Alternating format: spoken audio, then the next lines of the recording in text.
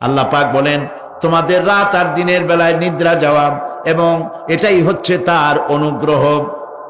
রাত আর দিনের নিদ্রা যাওয়ার পরে আমার অনুগ্রহ অর্থাৎ রিজেক তালাশ করার জন্য শরীরের ভিতরে, মনের ভিতরে, হাত পায়ের মধ্যে কর্মের উদ্দীপনা আমি তোমাদের দিয়ে দেই। মহাবিজ্ঞানী আল্লাহ রাব্বুল আলামিনের এই বিশাল কুদরত এবং দয়া যে মানুষকে তিনি ক্লান্তি দূর করার জন্য তিনি ঘুম দিয়েছেন, আলহামদুলিল্লাহ বলি। অনেক মানুষ আছে ঘুমাইতে পারে না, ঘুমাবার জন্য ফেনার গান খায়, ঘুমাবার জন্য ভেলিয়াম খায়, সিরাক্সিন খায়, রিল্যাক্সিন খায়, কত অক্সিজেন অক্সিজেন কত কিছু খায়, তারপরেও ঘুম আসে না। এই ঘুম যার আসে না বিরাট নিয়ামত থেকে বঞ্চিত। ঘুম একটি নিয়ামত, আলহামদুলিল্লাহ বলি, বিশাল নিয়ামত ঘুম। আল্লাহ যে সমস্ত নিয়ামত আমাদের জন্ম থেকে শুরু করে এ পর্যন্ত বডির মধ্যে দিছেন, মৃত্যুর আগে আল্লাহ যেন একটিও কেড়ে না নেন, বলি আমিন। আল্লাহ রাব্বুল আলামিনের পরে বলেন, وَجَعَلْنَا اللَّيْلَ لِبَاسًا وَجَعَلْنَا النَّهَارَ مَعَاشًا। আর রাতকে করেছি আচ্ছাদন, আবরণ, দিনকে রুজি কামাবার জন্য ব্যবস্থা করে দিয়েছি। দিনের বেলা রুজি কামাবেন, দিনের বেলায় ঘুমায় থাকবেন না। বহুত মানুষ আছে সকালবেলায় ঘুম দিল, 12টা 1টা বাজে গেল। উর্দুতে ছোটবেলায় পড়েছিলাম, জিসনে সোয়া উসনে খোয়া, যে ঘুমাইলো সব সর্বনাশ করলো। অসময় ঘুমানো, অসময় ঘুমানো সর্বনাশ হয়ে যাবে সব। এই জন্য আল্লাহ পাক বলেছেন, দিনটারে বানাইছি রুজি কামাবার জন্য। রুজি কামাও, রুজি কামানো এটা একটা ইবাদত। রুজি কামানো কি? হালাল রুজি কামাবেন, ইবাদত। আপনি যে আপনার স্ত্রীকে একটা ব্লাউজ কিনে দেন, কাপড় চোপড়, প্রয়োজনীয় কসমেটিক্স কিনে দেন, আপনি যে বাজার ঘাট করেন, সব হালাল পয়সা যদি হয়, সাদকা দেওয়ার মতো সমান সওয়াব হবে। রুজি কামাইতে হবে, এটা আল্লাহ পাকের হুকুম, রুজি কামাও। ফাইদা কুদিয়াতিস সালাত ফান্তাশিরু ফিল আরদ ওয়াবতাগু মিন ফাদলিল্লাহ। সুবহানাল্লাহ বলেন। নামাজ যখন শেষ হয়ে গেল, ফাইদা কুদিয়াতিস সালাত, নামাজ যখন শেষ হয়ে গেল, ফান্তাশিরু ফিল আরদ, তখন জমিনে ছড়িয়ে পড়ো আর আমার অনুগ্রহ, রিস্ক অনুসন্ধান করো। সুবহানাল্লাহ। মসজিদে বসে বসে খালি তসবিহ টিপতে থাকো না, কাজের সময় কাজ করো। অফিস থেকে বলে আসছে জোহরের নামাজ পড়তে যাই, জোহরের নামাজ পড়িয়ে তারপর নফল পড়া শুরু করছে, এরপরে দোয়া দুরূদ পড়া শুরু করছে। 1 ঘন্টা অফিসের সময় নষ্ট করেছেন। ফরজ নামাজ, সুন্নত নামাজ পড়তে যতটুকুন লাগবে, এর থেকে বেশি সময় নিলে বেতন হালাল হবে না। আপনি মিথ্যা কথা বলে, মিথ্যা ছুটি নিয়ে দিনের কাজ করতে পারেন না। আপনার রুজি হালাল হইতে হবে। আপনার নফল নামাজ পড়া দরকার, রাত পড়ে আছে, রাতের বেলা গিয়ে জনমের মতো নফল পড়েন, কে নিষেধ করবে? মনে থাকবে কথা। وَجَعَلْنَا نَوْمَكُمْ سُبَاتًا। আর আমি তোমাদের জন্য ঘুমকে করেছি শান্তির বাহন। মানুষের অঙ্গ প্রত্যঙ্গ প্রত্যেকটির কাজ ভিন্ন, প্রকৃতিও ভিন্ন। চোখ দেখে, কান শোনে, জিহ্বা স্বাদ গ্রহণ করে, নাক শোনে, নাক শোখে, মস্তিষ্ক চিন্তা ভাবনা করে। এ হলো প্রকৃতি। আর প্রত্যেকটি অঙ্গ প্রত্যঙ্গের রুচি আলাদা, কর্তব্যের মধ্যে বিরাট বৈষম্য। যেমন চোখ রঙিন এবং সুন্দর জিনিস দেখতে ভালোবাসে, ঠিক কিনা? বলেন ঠিক কিনা? একটা খারাপ জিনিসের দিক চোখ পড়লেই মানুষ তাড়াতাড়ি চোখ ফিরায় নেয়, ঠিক না? চোখ সুন্দর এবং রঙিন জিনিস দেখতে ভালোবাসে। কান সুমধুর সুর শুনতে ভালোবাসে, উৎসাহ বোধ করে। আর হাত নরম এবং মসৃণ জিনিসে স্পর্শ করতে উৎসাহ বোধ করে। নাক আতরের গন্ধ শুঁকতে ভালো লাগে। আর মন নতুন নতুন রঙিন ভাবনা ভাবতে চেষ্টা করে। বাড়ি বানাবো, বিল্ডিং বানাবো, ইন্ডাস্ট্রি করব, ছেলে বিয়ে দেবো, মেয়ে বিয়ে দেবো অমুক জায়গায় বিরাট লোকের কাছে। ভাবতে ভাবতে ভাবের সাগরে হারিয়ে যায়।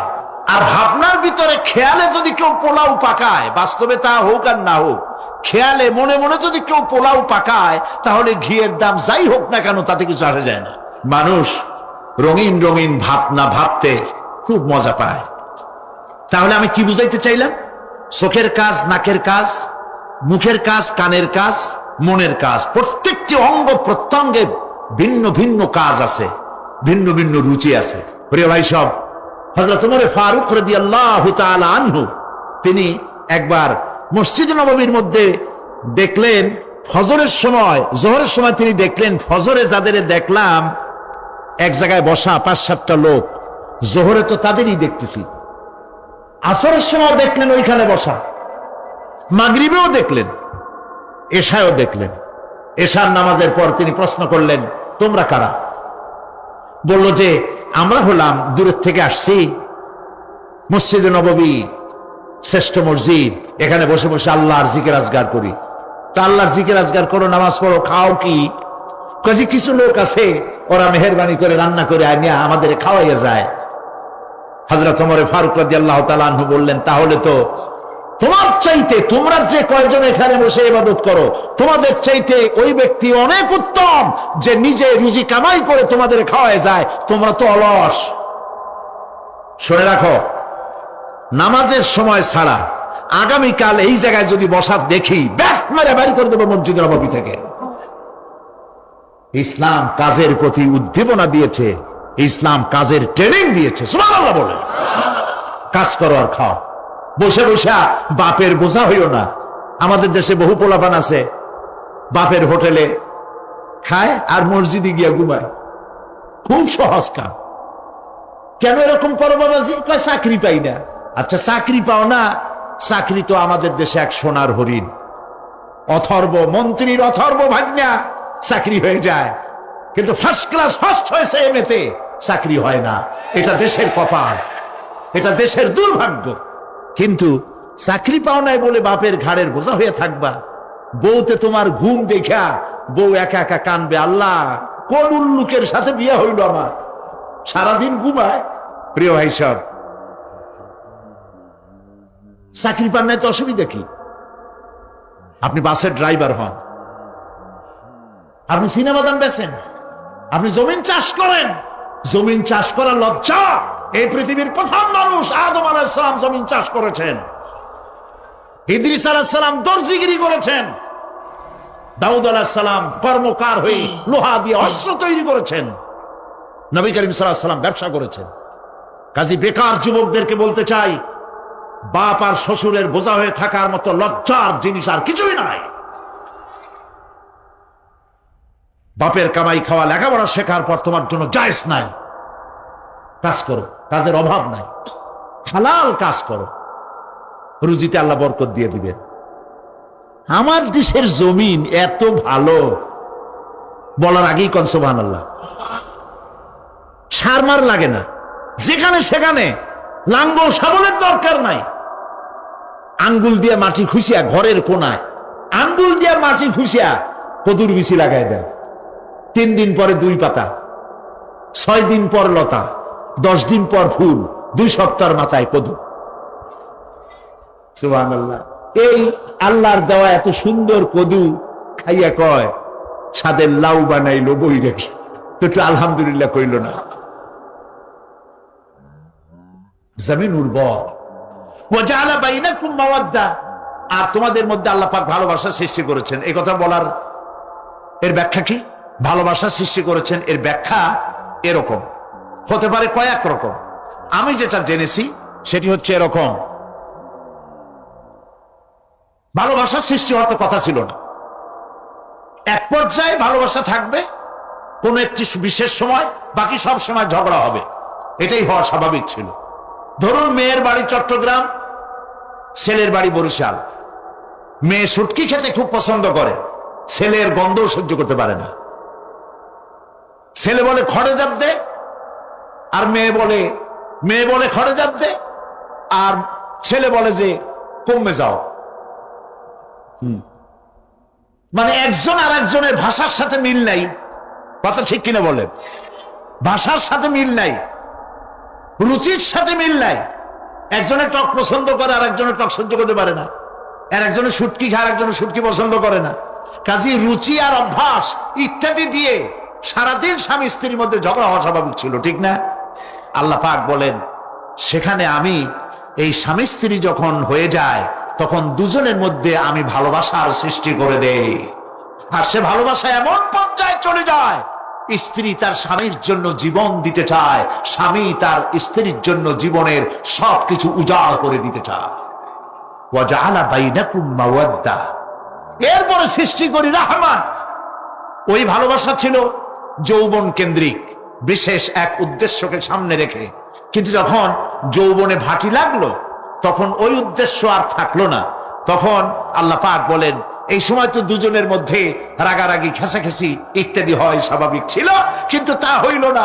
আমি রহমত দিলাম, করুণা দিলাম। এখন বুড়ি বুড়ারে সারে বাঁচে না, আর বুড়াও বুড়িরই সারা বাঁচে না। তাও আমরা সুবহানাল্লাহ কব না। এইসব কথা শুনিয়া সুবহানাল্লাহ যদি বলানো লাগে কইয়া কইয়া, তাহলে তো বড় সমস্যার কথা। শুনলেন কি আর বুঝলেন না কি? প্রিয় ভাই সব, আমি বুঝতে পারছি আপনারা বলেন ঠিকই, তবে শুনতে শুনতে মোহমুগ্ধ হয়ে বলার সময় পান না। আলহামদুলিল্লাহ, বলি আলহামদুলিল্লাহ। তো আল্লাহ রাব্বুল আলামিন পরস্পরের মধ্যেই ভালোবাসা সৃষ্টি করলেন। এটি আল্লাহ পাকের আয়াত। এটা আল্লাহ পাকের কি বলুন? আয়াত মানে কি? নিদর্শন। আমার ভাইরা, আমার নিজের জীবনে এক দৃষ্টান্ত আমি প্রায় বলি লোকদেরকে। ছোটবেলায় মাদ্রাসা থেকে বাড়ি ফিরতেছি, তখন গয়নার নৌকা, লঞ্চ নাই, নৌকা। সেই নৌকা বিরাট লম্বা নৌকা, 4-5 জনে দাঁড় বায়, বড় বড় লম্বা লম্বা দাঁড়, ছিপ নৌকা, খুব লম্বা নৌকা। এই নৌকাগুলি প্যাসেঞ্জার বহন করে। স্টেশন আসতে পরে ঢোল পিঠায়, মানুষ এসে ওঠে। রাতের বেলায় চলতে হয়, রাতেই এগুলো চলতো বেশি, আজকাল এগুলি আর নাই। সেই নৌকার মাঝখানে থাকতো বাঁশ পোতা, 2 দিকে মানুষ শোবে, নৌকার 2 দিকে মাথা দিয়ে, একদিকে পা দিয়ে শোবে। ছাত্র জীবন, শুয়ে আছে এরকম করে, কিন্তু পা লম্বা করা যায় না। পা লম্বা করলে আর একজনের বুকের উপরে গিয়ে ওঠে। এভাবে করে পা কতক্ষণ গোটো করে রাখা যায়? কিছুক্ষণ পর মনের মধ্যে চিন্তা জাগলো যে আল্লাহ, হাঁটুতে তো ব্যথা করতেছে, এই হাঁটুগুলি যদি নাট বল্টুর মতো মোড়ায় মোড়ায় খোলার সিস্টেম করে দিতে, তাহলে তো এখন কষ্ট হতো না। ঠ্যাংডারে মোড়াইয়া খুলিয়া তারপরে ব্যাগের মধ্যে ভরিয়া বালিশের কাজে হতো, ঠ্যাংও ব্যথা করতো না। ছাত্র হলে যত চিন্তা মাথার মধ্যে আসে, এইসব চিন্তা, কেলুর মধ্যে একটা মুড়ি প্যাঁচ হলে ভালো হইতো, এইসব চিন্তা করতেছে। চিন্তা করে করে এক ফাঁকে ঘুম এসে গেল। সকালবেলায় নৌকা যখন ফিরেছে স্টেশনে, ঘুম ভেঙে গেল যাত্রীদের চিৎকারে। একজন বলছে আমার মানি ব্যাগ চুরি হয়েছে, আর একজন বললো আমার হ্যান্ড ব্যাগ গেছে, আর একজন বলছে আমার ব্রিফ কেস গেছে, চোরে নিয়ে গেছে। ওরা তো যার যার হারানো জিনিস নিয়ে ব্যস্ত। আমি তখন তওবা করতেছি যে আল্লাহ, আমার বুদ্ধিমতো যে বুদ্ধি রাত্রে করলাম, এই বুদ্ধিমতো যদি মানুষের হাতে এবং কেনুতে থাকতো নাট বল্টুর মতো করে মুড়ি পেঁয়াজ দেওয়া, আর ওইগুলি যদি থাকতো ব্রিফকেসের মধ্যে, হ্যান্ডব্যাগের মধ্যে, তাহলে তো সকালবেলায় শুনতাম কেউ বলতো যে আল্লাহ আমার তো ঠ্যাং চুরি হয়ে গেছে, কেউ বলতো আমার তো হাত চুরি হয়ে গেছে। আল্লাহ আল্লাহ আল্লাহ আল্লাহ, আল্লাহু আকবার। আল্লাহ সুবহানাহু ওয়া তাআলা কি সুন্দর করে তৈরি করেছেন। এত হাল তারা মিন ফুতুর, আমার সৃষ্টি নৈপুণ্যতার ভেতরে কোনো ভুল দেখতে পাও? কোনো ভুল পাবে না। আমার সৃষ্টি নৈপুণ্যতার ভেতরে কোনো ভুল নাই। সুবহানাল্লাহি বিহামদিহি, সুবহানাল্লাহি বিহামদিহি। এত সুন্দর করে আল্লাহ সুবহানাহু ওয়া তাআলা মানুষ সৃষ্টি করলেন। খালাকাল ইনসান আল্লামাহুল বায়ান, তিনি মানুষকে কথা বলা শিখিয়েছেন, তিনি মানুষকে সৃষ্টি করেছেন এত সুন্দর করে, চামড়া দিয়ে, সুন্দর করে চোখ দিয়ে, চুল দিয়ে, মুখ দিয়ে, কি সুন্দর করে বানিয়েছেন। সুবহানাল্লাহ। দেখুন, পায়ের তালুর চামড়া একরকম, তলার চামড়া আর এক রকম, বুকের চামড়া একরকম, পিঠের চামড়া আর এক রকম, ঠিক কিনা কন? পায়ের উপরের যে চামড়া, ওই চামড়াটা যদি পায়ের তলায় হতো, 2 দিনও হাঁটা যেত না। প্রতি সপ্তাহে 3 বার করে হাফসুল করা লাগতো। কন ঠিক কিনা? আল্লাহ সুবহানাহু ওয়া তাআলা যেখানে যেটা দরকার তাই দিয়েছেন। আর ওরা বলে কি, কয় যে আল্লাহ নাই, দেয়ার ইজ নো গড। ছাগল কোথাকার। গ্যাগারিন বলেছেন, ইউরি গ্যাগারিন প্রথম মহাশূন্যচারী, মহাশূন্য পরিভ্রমণ করে এসে বললেন যে মহাশূন্যের লক্ষ লক্ষ মাইল পরিভ্রমণ করে এলাম, মহাশূন্যে হিন্দুরা যাকে ভগবান বলে, খ্রিস্টান যাকে গড বলে, মুসলমানেরা যারা আল্লাহ বলে, এই লক্ষ লক্ষ মাইলের কোন জায়গায় অস্তিত্ব দেখলাম। কিসের আল্লাহ, কিসের গড? নাউযুবিল্লাহি মিন যালিক। কত বড় ছাগল! তুমি দেখ আল্লাহ রে, তুমি তো নিজের শরীরই নিজে দেখো না। আমরা কি আমাদের নিজের শরীরটা দেখি? আয়নার সাহায্য ছাড়া হাতটা কেমন, হিপটা কেমন, ব্যাকটা কেমন, পেছনের উরুটা দেখতে কেমন, আজ পর্যন্ত আয়নার সাহায্য ছাড়া দেখতে পারি নাই। নিজের শরীরটাই দেখতে পারি নাই, আর এই শরীরের স্রষ্টাকে দেখতে চাই। সাহস তো কম না পাগলের। আল্লাহ সুবহানাহু ওয়া তাআলা তিনি মানুষকে সৃষ্টি করেছেন, কত সুন্দর করে তিনি বানিয়েছেন। একবার লক্ষ্য করে দেখো, শুকরিয়া আসবে আল্লাহর দরবারে, মাথা নত হয়ে আসবে। কি সুন্দর করে আল্লাহ পাক বানিয়েছেন। মানুষের শরীরে কিডনি লাগবে দুটি, কিডনি লাগবে একটা। কিডনি কি? কিডনি হচ্ছে আপনার পেশাবকে ছেঁকে বের করে দেয়, একটা দারুণ জিনিস আপনার শরীরের জন্য। কিডনি যদি ইনঅ্যাক্টিভ হয়ে যায়, হাত পায়ে পানি এসে হাত পা ফুলে আপনি মৃত্যুর দিকে এগোতে থাকবেন। এই কিডনি, এই ছাকনি মাত্র একটা হলে চলে, কিন্তু আল্লাহ পাক ছাকনি, এই কিডনি দিয়েছেন দুটো। কটা দিলেন? দুটো। একটা যদি কখনো ডিসঅর্ডার হয়ে যায়, আর একটা দিয়ে যেন আমার বান্দা কাজ চালায় নিতে পারে। সুবহানাল্লাহ বিহামদিহি, সুবহানাল্লাহ। চোখ তো একটা হলেও হয়, কিন্তু আল্লাহ চোখ দিলেন দুটো। কটা দিয়েছেন? দুটো চোখ দিয়েছেন, দুটো কান দিয়েছেন। আমি অবাক হয়ে গিয়েছি যখন আমার ছেলের চিকিৎসা চলতেছিল সিঙ্গাপুর মাউন্ট এলিজাবেথ হসপিটালে। 7টা অপারেশন হয়েছে। আমার ছেলে কারিবুল মত, একেবারে মৃত্যুর দুয়ারে চলে গিয়েছিল। 7টি অপারেশন, 40 ব্যাগ রক্ত লেগেছে। 2.5 ফিট তার ইন্টেস্টাইন কেটে ফেলেছে, 2.5 ফিট খাদ্যনালী কেটে ফেলে দিয়েছে। আমি ডাক্তারকে জিজ্ঞেস করলাম, সার্জনকে, 2.5 ফিট তার খাদ্যনালী তুমি কেটে ফেললে, তা আমার এই ছেলে খেয়ে হজম করবে কি করে? তার খাওয়াটাও প্রবলেম হবে না? ডাক্তার আমাকে যা বলল, শোনা মাত্র আমার চোখে পানি এসে গেল। ডাক্তার বলল, তুমি জানো না, আমি তো মাত্র 2.5 ফিট কেটেছি। তোমার স্রষ্টা, এই পৃথিবীর স্রষ্টা মানুষ যিনি সৃষ্টি করেছেন, প্রত্যেক মানুষের পেটের ভিতরে এই খাদ্যনালীকে রব্বুল আলামিন 22 ফিট লম্বা করেছেন। আমি তো মাত্র 2.5 ফিট কেটেছি। কোন প্রয়োজনে যদি কাটতে কাটতে আরো কাটা হয়, 10 ফিটও কাটা হয়, কষ্ট হবে না। সুবহানাল্লাহ বিহামদিহি। তার শ্বাস নেওয়ার জন্য, প্রশ্বাস নেওয়ার জন্য কি ব্যবস্থা আল্লাহ পাক করেছেন। হার্ট, মানুষের হার্ট বিট হচ্ছে, এটাকে হার্ট বিট যেটা হয়, সংকোচন সম্প্রসারণ। এই যে মানুষ, ডাক্তাররা বলে রোগী হার্ট অ্যাটাক করেছে, হার্ট অ্যাটাক করেছে। হার্ট যে হার্ট অ্যাটাক করবে, অ্যাটাকটা কি? অ্যাটাকটা হচ্ছে সংকোচন সম্প্রসারণ, সংকোচন সম্প্রসারণ, এরকম হচ্ছে।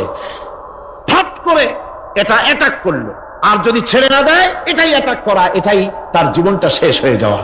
ডাক্তাররা বলেছেন যে মানুষের শরীরের সবকিছু চিন্তা করে, গবেষণা করে বহুত কিছু বুঝেছি, কিন্তু হার্টটা এরকম পাঞ্চিং কেন করে, এই জিনিস আজও পর্যন্ত আমাদের মাথায় ঢোকে নাই। সুবহানাল্লাহ।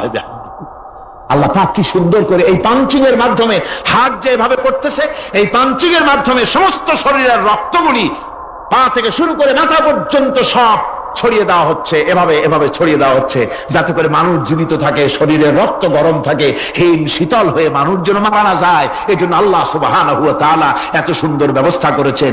এক সময় আঘাত পেয়ে অনেকগুলি রক্ত যদি পড়ে যায়, মানুষ রক্ত শূন্যতায় মরবে না, আবার খানিকটা রক্ত রিজার্ভ থাকে। আল্লাহ পাক রিজার্ভ করে রাখেন। স্পঞ্জের ভিতরে পানি থাকলে উপর থেকে টের পাওয়া যায়, ওরকম খানিকটা রক্ত আল্লাহ শরীরের ভিতরে রিজার্ভ করে রেখেছেন। এই জন্য বড় বড় ডাক্তাররা, বড় বড় ডাক্তার, বড় বড় বিজ্ঞানী কখনোই নাস্তিক হয় না। এইসব দৃশ্য দেখে তারা মনে করে নিশ্চয়ই একজন কেউ আছেন যিনি এগুলি তৈরি করেছেন, এগুলি এমনে এমনে হয় নাই। যিনি তৈরি করেছেন তিনি কে? তিনি হচ্ছেন আল্লাহ সুবহানাহু ওয়া তাআলা। তিনি এগুলি সৃষ্টি করেছেন, তিনি এগুলি তৈরি করেছেন। ওই আল্লাহ পাকের কাছেই আমাদের সকলকেই ফিরে যেতে হবে।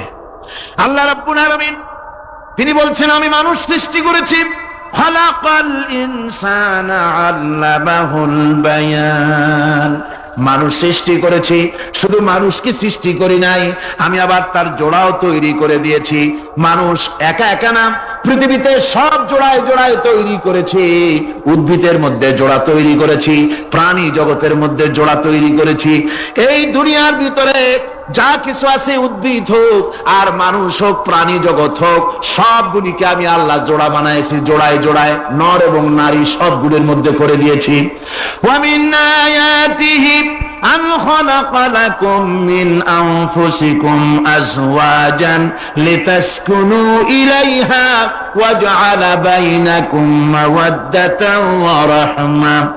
আল্লাহ রাব্বুল আলামিন বলেন, আমার অগণিত নিদর্শনের ভিতরে এটাও একটি নিদর্শন যে আমি তোমাদের থেকে তোমাদের জোড়া তৈরি করেছি, তোমাদের স্ত্রীদেরকে তৈরি করেছি, যাতে করে তোমরা তাদের কাছে শান্তি পাও।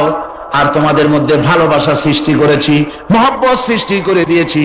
আর পরিণত বয়সে এই মহব্বতকে আমি আল্লাহ করুণার সহৃদয়তায় পরিণত করে দেই। তোমার থেকে তোমার জোড়া নারী সৃষ্টি করেছি, স্ত্রী। সেই স্ত্রীর কাছে তুমি তোমার স্বস্তি শান্তি ফিরে পাবে। আর যখন বৃদ্ধ হয়ে যাবে, তখন এই ভালোবাসাটা আমি করুণা আর মহব্বতের মধ্যে পয়দা করে দেই। এর দ্বারা এই ভালোবাসা এবং মহব্বতের মাধ্যমে সন্তান সন্ততি পৃথিবীতে আসে, নাতি আসে, পৌত্র আসে, পৌত্রী আসে। এভাবে করে আত্মীয় স্বজন পরিবেষ্টিত অবস্থায় দুনিয়ায় মানব বংশ আমি এভাবে করে বৃদ্ধি করি। আর এরপরে মানব সৃষ্টি করে মানুষকে এক পরিবেশ সৃষ্টি করে দিয়ে তাকে কথা বলারও আমি ভাষা শিখিয়েছি। আল্লামাহুল বায়ান, মানুষকে আমি কি শিক্ষা দিয়েছি? কথা বলতে আমি শিক্ষা দিয়েছি। কথা বলার কারণেই মানুষ মানুষ, আর কথা বলতে পারে না বলে মানুষের সাথে পশুর সাথে এই বিরাট পার্থক্য। পশু কথা বলতে পারে না, মানুষ কথা বলতে পারে। কথা বলা হচ্ছে মানুষের একটা বিশেষ বৈশিষ্ট্য। আরে বায়ান শব্দের অর্থ শুধু কথা নয়, বায়ান শব্দের অর্থ হচ্ছে চেতনা, বুদ্ধি, অনুভূতি, প্রজ্ঞা, মেধা, চিন্তা, বিবেচনা, ইচ্ছা শক্তি, প্রতিরোধ শক্তি, এ সবগুলি বায়ানের ভিতরে সীমাবদ্ধ। যে আমি বায়ান শিক্ষা দিয়েছি, তার মানে এতগুলি জিনিস আমি তোমার মধ্যে আমি সৃষ্টি করে দিয়েছি মানুষের মধ্যে। এরপরে এ বায়ান একটি শিক্ষা। শিক্ষা বলতে বুঝায়, এই শিক্ষাটা আল্লাহ সবাইকে দিয়েছেন। মাছ সাঁতার কাটতে পারবে, পাখি আকাশে উঠতে পারবে, পাখিকে আল্লাহ ওড়ার ক্ষমতা দিয়েছেন। মুরগির বাচ্চা ডিমের থেকে বের করে পানির মধ্যে ছেড়ে দিবেন, ও সাঁতার কাটতে পারবে না। আপনি আমারে কোন মুরগির ডিমের ভিতরে মুরগির বাচ্চা, হাঁসের ডিমের ভিতরে হাঁসের বাচ্চা, সে কি করে বোঝে ডিমের কোন অংশ পাতলা? সেই অংশটা সে অপারেশন শুরু করে দেয়। সে কিন্তু সব জায়গায় ঠোকায় না। ওই ডিমের পর্দার ভিতরে একটা অংশ আছে পাতলা, সামান্য পাতলা, সেই পাতলা অংশ সে ঠুক ঠুক করে একটুখানি অপারেশন করে, পর্দাটা ফেটে যায়, সেখান থেকে সে বেরিয়ে আসে। কে শিখালো যে এই জায়গায় ঠুক ঠুক করে আওয়াজ কর, বেরোতে পারবি? কে শিখালো? আল্লাহ পাক শিক্ষা দিয়েছেন। এটা বায়ানের অন্তর্গত। মানুষকে দিয়েছেন বায়ান, ওকে দিয়েছেন শিক্ষা। হাঁসের বাচ্চা পানির ভিতরে ছেড়ে দিলে ওকে সাঁতার কাটতে হবে, কে শিখালো? আল্লাহ পাক। বাতাসে পাখিরা উড়ে বেড়ায় ডানা মেলে। আওয়ালাম ইয়ারাও ইলা তায়রি সাফাতিন ওয়া ইয়াকবিদনা মা ইউমসিকুহুন্না ইল্লার রাহমান। দেখে নাকি তারা পাখিটি কেমন? মেলি দুটি লঘু ডানা, উড়িয়া বেড়ায় শূন্যের পরে নাহি তার কোনো মানা। আবার সে ডানা গুটাইয়া চলে কিন্তু পরে না তবু, বলকে বাতারে শূন্যে রাখিছে ভিন্ন সে এক প্রভু। প্লেনের মতো, এরোপ্লেনের মতো, দেখছেন না পাখিগুলি এরকম এরকম করে ওড়ে। আবার কখনো উঠতে গিয়ে আর ডানা দৌড়ায় না, দুটো ডানা শরীরের সাথে মিশাইয়া একেবারে রকেটের মতো উড়ে চলে যায়, কিন্তু পড়ে যায় না। কে তাকে শূন্যের উপরে রেখেছে? জোরে কন, কে রেখেছে? এই ট্রেনিং আল্লাহ পাক তাকে দিয়েছেন। আল্লাহ পাক তাকে এই শিক্ষা দিয়েছেন। এই শিক্ষা, পানিতে সাঁতার কাটবে মাছ, বায়ুতে ভেসে বেড়াবে পাখি, তারপরে মানুষের চোখের পলক পড়বে, পাকস্থলী হজম করবে, এসব শিক্ষা আল্লাহ দিয়েছেন। প্রত্যেকটা জিনিসকে সৃষ্টি করেছেন, আর তার কাজটাও কিভাবে হবে তা আল্লাহ পাক শিখিয়ে দিয়েছেন। এই জন্য শুধুমাত্র এই শিক্ষাটুকুনি নয়, মূল শিক্ষা হচ্ছে আল্লামাহুল বায়ান।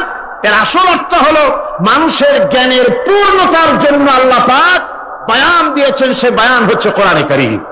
সে বয়ান কি? কোরআন। এই কোরআন হচ্ছে মানুষের জ্ঞানের পূর্ণতা। কোরআন দিয়েই মানুষের জ্ঞান পরিপূর্ণ হয়। ওমা উতীতুম মিনাল ইলমি ইল্লা কালিলা, তোমাদেরকে খুব সামান্যতম জ্ঞান দেওয়া হয়েছে। আসল জ্ঞানের মালিক কে? আল্লাহ সুবহানাহু ওয়া তাআলা। আল্লাহ রাব্বুল আলামিন বলেন, আশ-শামসু ওয়াল কমারু বিহুসবান ওয়ান নাজমু ওয়াশ-শাজারু ইয়াসজুদান। সূর্য এবং চন্দ্র একটা বিরাট একটা হিসাবের অনুসরণে বাধ্য। সূর্য আর চন্দ্র একটা হিসাবের অনুসরণে বাধ্য, এর ব্যতিক্রম হওয়ার কোনো উপায় নাই। সূর্য এবং চন্দ্র তার আপন আপন কক্ষপথে ঘুরবে, ইচ্ছে মাফিক সূর্য চন্দ্র ঘুরতে পারবে না। 12টার সময় সূর্য এসে বলতে পারবে না, বেটার আচ্ছা আমি এখন উদিত হব, পারবে? পারবে না। দিনের দুপুরের সময় রাত এসে মাথা চাড়া দিয়ে জাগাতে পারবে না, দিন সরে যা আমি এখন সবটাকে রাত বানায় দেব, পারবে না। চন্দ্র এবং সূর্য একটা নির্ধারিত একটা হিসাবের অনুসরণে তারা রয়েছে। আর এই হিসাবের নিয়ম, কঠোর হিসাবের নিয়মতান্ত্রিকতার ভেতরে থাকার কারণেই মানুষের জন্য চন্দ্র, মাস, বছর ইত্যাদি গণনা মানুষের জন্য আল্লাহ সহজ করে দিয়েছেন। আল্লাহ পাকের নবীর কাছে জিজ্ঞাসা করা হচ্ছে, ওয়ায়াসআলুনাকা আনিল আহিল্লাম, ও নবী আপনাকে প্রশ্ন করা হয় চাঁদ সম্পর্কে। কাফেররা প্রশ্ন করেছে চাঁদের ক্রমবর্ধমান ক্রমহ্রাস কেন, চাঁদ বাড়ে কেন, কমে কেন, আপনারে জিজ্ঞাসা করা হয়, আপনি জবাবে বলুন, কুল হিয়া মাওয়াকিতু লিন্নাস, বলুন এ চাঁদ হচ্ছে মাস, দিন, বছর গণনা করার জন্য, গোটা পৃথিবীবাসীর জন্য আমি একটা স্থায়ী ক্যালেন্ডার আকাশে ঝুলায় রাখছি। যেরকম সুবহানাল্লাহ, বিনা পয়সার ক্যালেন্ডার কে ঝুলায় রাখছেন? আল্লাহ সুবহানাহু ওয়া তাআলা, তিনি ঝুলিয়ে রেখেছেন এই ক্যালেন্ডারকে। আর এই চন্দ্র সূর্য নিজের ইচ্ছা মাফিক চলতে পারে না। আল্লাহ পাক কোরআনে কারিমে বলেছেন, আফা গায়রা দীনিল্লাহি ইয়াবগুন ওয়া লাহু আসলামা মান ফিস সামাওয়াতি ওয়াল আরদি তাওআন ওয়া কারহা। তোমরা কি আমার দেওয়া জীবন ব্যবস্থা ছেড়ে দিয়ে মানুষের তৈরি করা, অন্যের তৈরি করা মতবাদ গ্রহণ করতে চাও? ওয়ালাহু আসলামা মান ফিস সামাওয়াতি ওয়াল আরদ, অথচ আকাশে যা কিছু আছে, জমিনে যা কিছু আছে, সব আমার কি করছে? আমার হুকুম মেনে, আমার আনুগত্য করে তারা চলছে। আনুগত্যের সামনে মস্তক অবনত করে দিয়েছে। তাই তো আমরা দেখতে পাই তাল গাছে কোনোদিন বেল হয় না। হয়? তাল গাছে বেল হয়? নারকেল গাছে আম হয়? নিম গাছে লিচু হয়? হয় না। আল্লাহর সুন্নতের ভিতরে কোনো পরিবর্তন পাওয়া যাবে না। দেখুন, বঙ্গোপসাগরের পানি মিষ্টি না নোনা? সবাই বলুন মিষ্টি না নোনা? বঙ্গোপসাগরের নোনা পানি জোয়ারের টানে এই বঙ্গোপসাগরের নোনা পানিগুলি পদ্মা, মেঘনা, যমুনার ভিতরে প্রবেশ করে মিষ্টি পানির ভিতরে। আবার ভাটির টানে পদ্মা, মেঘনা, যমুনার পানিগুলি, মিষ্টি পানিগুলি নোনা পানির মধ্যে গিয়া ঢোকে। মাঝখানে কোনো পার্টিশন নাই। নোনা পানি মিষ্টি পানির এলাকাকে নোনা বানাতে পারে না, আবার মিষ্টি পানিগুলি গিয়া নোনা পানিগুলিরে মিষ্টি বানাইতে পারে না। কার হুকুম পালন করে? কার হুকুম? النجم والشجر يسجدان والسماء رفعها ووضع الميزان। তারকা, বৃক্ষরাজি সব সেজদায় রত। তারাই সেজদা দেয় কারে? কারে সেজদা দেয়? চাঁদ সেজদা করে কাকে? সূর্য করে কাকে? গাছপালা করে কারে? আল্লাহ পাককে সেজদা করে সবাই। সমস্ত সৃষ্টি জগতের কাজ হলো তিনটা। সৃষ্টি জগতের কাজ কয়টা?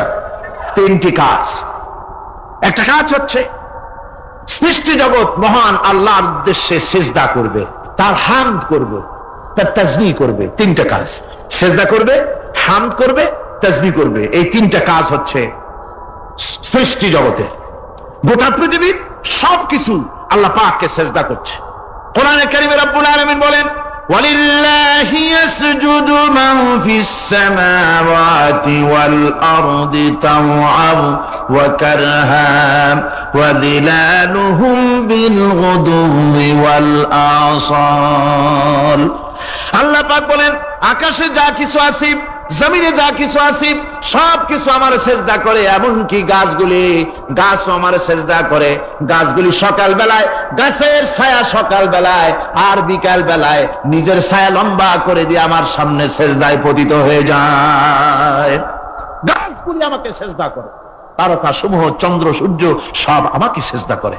ওয়ালিল্লাহি ইয়াসজুদু মা ফিস সামাওয়াতি ওয়া মা ফিল আরদ মিন দাব্বাতিন ওয়াল মালাইকাতু ওয়া হুম লা ইস্তাকবিরুন। আকাশ এবং জমিনে যা কিছু আছে আমার সিজদা করে। আমার সিজদা থেকে কেউ অহংকার করে না, অহমিকতা করে না। আমার সিজদা থেকে কেউ ফিরে যায় না, সবাই আমাকে সিজদা করে। সুতরাং ও মানুষ, আমার দরবারে সিজদায় মাথা নত করে দাও। সবগুলি আমার সামনে সিজদা করতেছে। আলাম তারা আন্নাল্লাহা ইয়াসজুদু লাহু মান ফিস সামাওয়াতি ওয়া মান ফিল আরদ والشمس والقمر والنجوم والجبال والشجر والدواب وكثير من الناس। আল্লাহ পাক বলছেন, আকাশ এবং জমিনে যা আছে সব আমাকে সেজদা করছে। চাঁদে, সূর্যতে, গাছপালায়, পাহাড় পর্বতে সবকিছু, সমস্ত প্রাণী জগৎ পর্যন্ত, চতুষ্পদ জন্তুগুলি পর্যন্ত আমি আল্লাহকে সেজদা করে। সুবহানাল্লাহ। আল্লাহ রাব্বুল আলামিন এবার বলেন, والأرض وضعها للأنام فيها فاكهة والنخل ذات الأكمام। আল্লাহ পাক বলছেন, পৃথিবীকে তিনি সমস্ত সৃষ্টির জন্য এই পৃথিবী বানিয়েছেন। আনাম, আনাম শব্দের অর্থ হচ্ছে জীব, জানদার। যত জানদার আছে সমস্ত জানদারদের জন্য আল্লাহ পাক এই পৃথিবীকে বানিয়েছেন। অর্থাৎ যাদের প্রাণ আছে, প্রাণী সময়ের জন্য আল্লাহ যা সৃষ্টি করেছেন সেটা হলো এই পৃথিবী। এই পৃথিবী ছাড়া অন্য কোথাও কোন প্রাণী বসবাসের উপযোগী করে আল্লাহ তৈরি করেন নাই। এই পৃথিবীটা কি আল্লাহ পাক প্রাণীদেরকে বসবাসের উপযোগী করে তৈরি করেছেন। তারপরে বলছেন, পৃথিবী তো তৈরি করলাম, এরপরে আমি তাদের সমস্ত খাবার দাবারের ব্যবস্থাও করেছি। খেজুরগুলিকে আমি প্যাকেট করে তোমাদের সামনে দিয়েছি, আচ্ছাদন দিয়ে দিয়েছি। খেজুরের কথা এখানে বলা হয়েছে, শুধু খেজুর নয়, খেজুর, আঙ্গুর, বেদানা, আপেল, যত খাবার আমাদের সামনে আল্লাহ দিয়েছেন সমস্ত খাবারগুলি প্যাকেট করা। জোরে বলেন, কি করা? প্যাকেট করা। কি মহব্বত করে আল্লাহ দিয়েছেন। কলা বলেন, তাল বলেন, বেল বলেন, সব খাবারগুলিকে আল্লাহ পাক প্যাকেট করে মানুষের সামনে হাজির করেছেন। কারণ ওয়ালাকাদ কাররামনা বানি আদমা, যেহেতু আদম সন্তানকে আমি সম্মানিত করেছি, তাই আদম সন্তানের সামনে, ভদ্র সম্মানিত মেহমানের সামনে যত খাবার দিলাম সব খাবারগুলিকে আমি গুছিয়ে সুন্দর করে সাজিয়ে আমি কভার করে তোমার সামনে পেশ করেছি। ওয়াল হাব্বুজুল আসফি ওয়ার রাইহান, এরপরে দানা দিয়েছি, ভুসি দিয়েছি। দানা হচ্ছে মানুষের খাবার, ভুসি হচ্ছে পশুর খাবার। এই মানুষের খাবার, পশুর খাবার সবকিছু আমি পরিবেশন করেছি। এরপর আল্লাহ বলছেন, ফাবিআইয়ি আলা'i রাব্বিকুমা তুকাযযিবান। আল্লাহ পাক বলছেন, কোন নিয়ামতকে, তোমার প্রভুর কোন নিয়ামতকে অস্বীকার করতে পারো? আল্লাহর কোন নিয়ামতকে অস্বীকার করতে পারবে না। এভাবে হাজারো নিয়ামত দিয়ে আমি তোমাদেরকে সমৃদ্ধ করেছি। সূরা আর রহমান একেবারে শেষ পর্যন্ত আল্লাহর এই সমস্ত নিয়ামত দিয়ে ভরা, নিয়ামতের কথা দিয়ে, রহমতের কথা দিয়ে ভরা। যেরকম সুবহানাল্লাহ বিহামদিহি। এই কোরআন, যে কোরআন আল্লাহ আমাদের শিক্ষা দিলেন, এই কোরআন অনুযায়ী দয়া করে যে কোরআন দিলেন, যাতে অর্থনীতি আছে, সমাজনীতি আছে, রাজনীতি আছে, যাতে মানুষের পারিবারিক জীবন আছে, সবকিছু যে কোরআনে আছে। এই কোরআন দিয়ে রাসূলুল্লাহ একটা সমাজ তৈরি করেছিলেন যেখানে চুরি ছিল না, ডাকাতি ছিল না, জেনা ব্যভিচার ছিল না। ওরকম একটি সমাজ বাংলাদেশে প্রতিষ্ঠিত হোক, এটা কি আপনারা চান? কারা কারা চান? দেখতে চাই।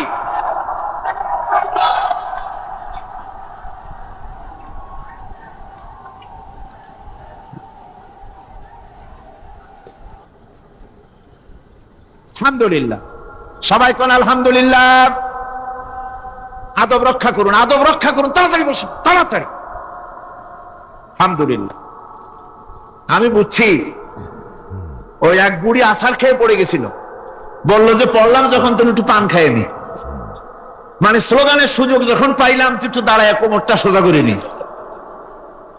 মন্দ না, ভালোই করেছে। আল্লাহ পাক বলছে খলাকাল ইনসানা আল্লামাহুল বায়ান, আমি মানুষকে সৃষ্টি করেছি। দেখো তোমার নিজের দিকে তাকাও, ফালয়ানজুরিল ইনসানু মিম্মা খুলিক, কিভাবে মানুষ তোমাকে সৃষ্টি করা হলো একবার তাকায় দেখো, তোমার শরীরের দিকে একটু তাকায় দেখো তো কেমনে আমি বানাইলাম, কিভাবে তৈরি করলাম, লক্ষ্য করো। এই যে মাথা, এই মাথাটার ভিতরে আছে মগজ, ব্রেইন। বিজ্ঞানীরা বলেছেন এতে 1000 মিলিয়ন নার্ভ সেলস আছে এর মধ্যে, 1000 মিলিয়ন নার্ভ সেল। সেল হচ্ছে CELL, সেল। সেল মানে কোষ। এই 1000 অনুভূতি কোষ, 1000 মিলিয়ন অনুভূতি কোষ রয়েছে মাথার ভেতরে। মস্তিষ্কের এসব কোষগুলি, এসব সেলগুলি, তার মধ্যে আবার আছে নার্ভ ফাইবার, অর্থাৎ সূক্ষ্ম সূক্ষ্ম নার্ভ সুতা, সমগ্র শরীরের মধ্যে তা ছড়িয়ে দেওয়া আছে। এই সূক্ষ্ম সুতার মাধ্যমে ঘন্টায় 70 মাইল বেগে শরীরের প্রত্যেকটা অঙ্গ প্রত্যঙ্গের খবর মস্তিষ্কের মধ্যে চলে যায়। সুবহানাল্লাহ ওয়া বিহামদিহি। আপনার পায়ে যদি কাটা ফোটে, শরীরে যদি ব্যথা লাগে, ঘন্টায় 70 মাইল বেগে সূক্ষ্ম সূক্ষ্ম যে তারগুলি আল্লাহ দিয়েছেন, ওই তারের মাধ্যমে আপনার মাথায় চলে যায়। মস্তিষ্কে গেলে পরে তড়িৎ গতিতে সিদ্ধান্ত হয় কাটা তুলতে হবে, অথবা একটা সাপ দেখেছেন, সাপ প্রথম চোখ দিয়ে দেখলেন, চোখ, এই চোখের ভিতরে আপনার 130 মিলিয়ন লাইট রিসেপ্টর আছে, অর্থাৎ বিভিন্ন দৃশ্যকে, ছবিকে ক্যাচ করার মতো 130 মিলিয়ন লাইট রিসেপ্টর, গ্রহণযোগ্য মেশিন রয়েছে চোখের ভিতরে। চোখ দিয়ে সাপ দেখলেন, চোখের ভিতরে রয়েছে আবার অসংখ্য তার, এই অসংখ্য তার ব্রেনের সঙ্গে জুড়ে দেওয়া আছে।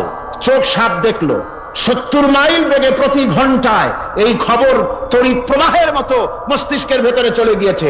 মস্তিষ্ক সঙ্গে সঙ্গে ডিসিশন দিচ্ছে, দৌড় মারো, অথবা লাঠি হাতে নাও, অথবা যে কোনো একটা পজিশন তাকে সাথে সাথে সিদ্ধান্ত দিয়ে দিচ্ছে। জোরে বলেন সুবহানাল্লাহ। এই অনুভূতি শক্তি যদি আল্লাহ পাক না দিতেন মানুষের শরীরে, পায়ের মধ্যে পাথর ঢুকলে, কাটা তো কাটা, পাথর ঢুকলেও টের পাইতাম না। আল্লাহ পাক এই ব্যবস্থা করে দিয়েছেন মস্তিষ্কের মধ্যে এতগুলি সেল, প্রত্যেকটা সেলের আলাদা আলাদা কাজ। সুখ, দুঃখ, ভালোবাসা, মোহাব্বত, আনন্দ, স্বাদ ইত্যাদি জিনিসের অনুভূতি মস্তিষ্কের ভেতর থেকেই হয়, এখানে সেগুলি রেখে দেওয়া হয়েছে। তারপরে রয়েছে এই মস্তিষ্কের ভেতরে মেমোরি, স্মৃতি শক্তি। দেখুন টেপ রেকর্ডারে ওয়াজগুলি রেকর্ড হচ্ছে, তাফসীর রেকর্ড হচ্ছে। কিছুদিন পর ওই রেকর্ডের উপরে আর একটা কথা যদি উঠান, তাহলে প্রথম কথা থাকবে, প্রথম গান বা ওয়াজ থাকবে, নষ্ট হয়ে যাবে। কিন্তু আল্লাহ রাব্বুল আলামিন আপনার আমার মাথার ভিতরে এমন এক ফিতা দিয়ে দিয়েছেন, এমন একটা মেমোরি ফিতা দিয়েছেন, যেই ফিতার ভিতরে হাজার হাজার, লক্ষ লক্ষ, কোটি কোটি সমস্ত কথাগুলি ধরবে, আপনি মুখস্থ করতে পারবেন। আগে যা মুখস্থ করেছেন, পরে মুখস্থ করলে পরে আগেরটা মুছে যাবে না। সুবহানাল্লাহ ওয়া বিহামদিহি। কি সুন্দর করে মস্তিষ্কের ভেতরে এই মেমোরি শক্তিকে আল্লাহ পাক তৈরি করে দিয়েছেন। চিন্তা করলে মাথা নত হয়ে যাবে আল্লাহর দরবারে। আল্লাহ পাক বলছেন, এই জিনিস আমি তোমার মাথার মধ্যে রেখেছি। দেখুন মানুষ কত কথা বলে, কত বই পড়ে, মানুষের মাথায় যত কথা আছে সব কথা যদি লিপিবদ্ধ হয়, ভলিউম হয়ে যাবে, যা একটা লাইব্রেরিতে ধরা সম্ভব নয়। অর্থাৎ আপনার মাথাটা হচ্ছে একটা বিশ্বকোষ, আপনার মাথাটা হচ্ছে একটা বিরাট বিশ্বজোড়া লাইব্রেরি। জোরে কোন সুবহানাল্লাহ। আপনার মাথায় যা আছে তা আপনার কোনো বিল্ডিং এর মধ্যে ধরবে না, কোনো গ্রামে, কোনো দেশের মধ্যে তা ধরবে না, এত জিনিস আপনার মাথার মধ্যে আছে, ঠিক কিনা? আল্লাহ পাক একটা চোখ আমাদের দিলেন। আল্লাহ রাব্বুল আলামিন বলেন, ألم نجعل له عينين ولسانا وشفتين وهديناه النجدين। আমি কি তোমাদেরকে দুটি চক্ষু আর জিহ্বা আর তোমাদেরকে আমি কি তোমাদের দুটি চক্ষু দুটি ঠোঁট আর জিহ্বা কি আমি তোমাদের দেই নাই, যা দিয়া তোমরা দেখতে পাও, যা দিয়া তোমরা অনুভূতি, মাথার ভিতরে অনুভূতি জাগে। এই যে দুটো চোখ দিলাম, সুবহানাল্লাহ সুবহানাল্লাহ বলেন। দুটি চোখ আছে বলে এই সুন্দর পৃথিবী দেখতে পাই। চোখ দুটি না থাকলে পৃথিবী অন্ধকার, মা দেখতে পাবো না, কোরআন দেখতে পাবো না, পৃথিবী দেখতে পাবো না, বাপ দেখতে পাবো না, সন্তান দেখতে পাবো না, দুনিয়াটা মিথ্যা হয়ে যাবে, ঠিক কিনা? ছোট্ট চোখ, 1 থেকে 1.5 ইঞ্চির ভিতরে এত সুন্দর দুটি ক্যামেরা, যে ক্যামেরা দিয়া দুনিয়ার সব কিছুকে ক্যাচ করা যায়, সব ক্যাচ করা যায়। বলুন তো, এমন একটা বাক্স আপনারা কেউ বানায় দিতে পারবে যে বাক্সের ভিতরে হাতি, ঘোড়া, বাঘ, ভল্লুক, ময়না, টিয়া, পাহাড়, পর্বত, নদ, নদী, কীট, পতঙ্গ, তরু, লতা, গাছপালা, গোষ্ঠী শুদ্ধা ধরবে, আরো খানিকটা জায়গা বাকি থাকবে, এরকম একটা বাক্স কেউ বানায় দিতে পারবে? এমন একটা বাক্স পৃথিবীর কোন মিস্ত্রি বানাতে পারবে না। কিন্তু আল্লাহ রাব্বুল আলামিন আপনার আমার কপালের নিচে 1 থেকে 3 ইঞ্চির ভিতরে এমন 2টা ফিল্ম বক্স তৈরি করে দিয়েছেন, যা দিয়ে তাকাবেন আপনি কোটি কোটি মানুষ দেখবেন, পাহাড় দেখবেন, সমুদ্র দেখবেন, সূর্য দেখবেন, চন্দ্র দেখবেন। এত কিছু দেখার পরেও চোখের ভিতরে আরো খানিকটা জায়গা ফাঁকা থেকে যায়। কি বিরাট নিয়ামত এই চোখ আল্লাহ পাক আমাদেরকে দান করেছেন। এই চোখকে হেফাজতের জন্য আবার চোখের উপরে সানসেট তুলে দেওয়া আছে, সানসেট ভুরু, আল্লাহ ভুরু লাগায় দিয়েছেন, নিচে একটু হাড় জায়গায় দিয়েছেন, উপরে সানসেট, ভেতরে চোখ, যাতে করে বল এসে লাগলে পরে চোখটা গলে না যায়, আছাড় খেলে পরে চোখটা গলে না যায়, চোখটাকে সেফ সাইডে রেখে দিয়েছেন আল্লাহ পাক সুবহানাহু ওয়া তাআলা। আল্লাহ পাকের কাছে শুকরিয়া তো আদায় করলাম না, আদায় করি। আসুন পড়ি আমরা সবাই, আলহামদুলিল্লাহি রাব্বিল আলামিন। আল্লাহ পাক বলেন, আলাম নাজআল লাহু আইনাইনি ওয়া লিসানাও ওয়া শাফাতাইন। জিহ্বা দিলাম আমি তোমাকে, এই জিহ্বার ভিতরে 3000 আস্বাদন স্তর আছে। বিজ্ঞানীরা বলেছেন একটা জিহ্বার মধ্যে 3000 আস্বাদন স্তর আছে। প্রত্যেকটা স্তরের সাথে মস্তিষ্কের সাথে তার লাগানো আছে। জিহ্বায় সব জিনিসের টেস্ট নেবেন আর তার অনুভূতি, তার স্বাদটা ওখানে টের পাবে মস্তিষ্কের ভেতরে। এই জিহ্বা আল্লাহ পাক দান করে দিলেন মুখের মধ্যে, সুবহানাল্লাহি বিহামদিহি।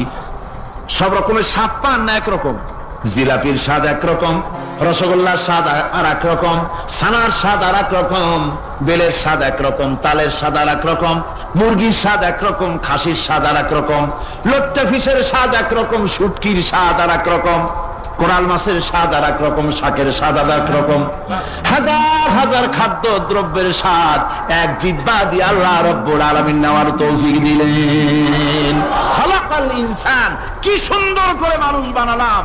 দেখিস না, শুকরিয়া আদায় করিস না, এগুলি দেখবি আর শুকরিয়া আদায় করবি কি সুন্দর করে। আমি আল্লাহ হযরত আবু বকর সিদ্দিক রাদিয়াল্লাহু তাআলা আনহু 40,000 লোকের একটা বিশাল বাহিনী, সাহাবায়ে কেরামদের এক বিশাল বাহিনী পাঠিয়ে দিলেন মুসাইলামা কাযযাবের বিরুদ্ধে লড়াই করার জন্য। এর সিপাহসালার ছিলেন হযরত খালিদ বিন ওয়ালিদ।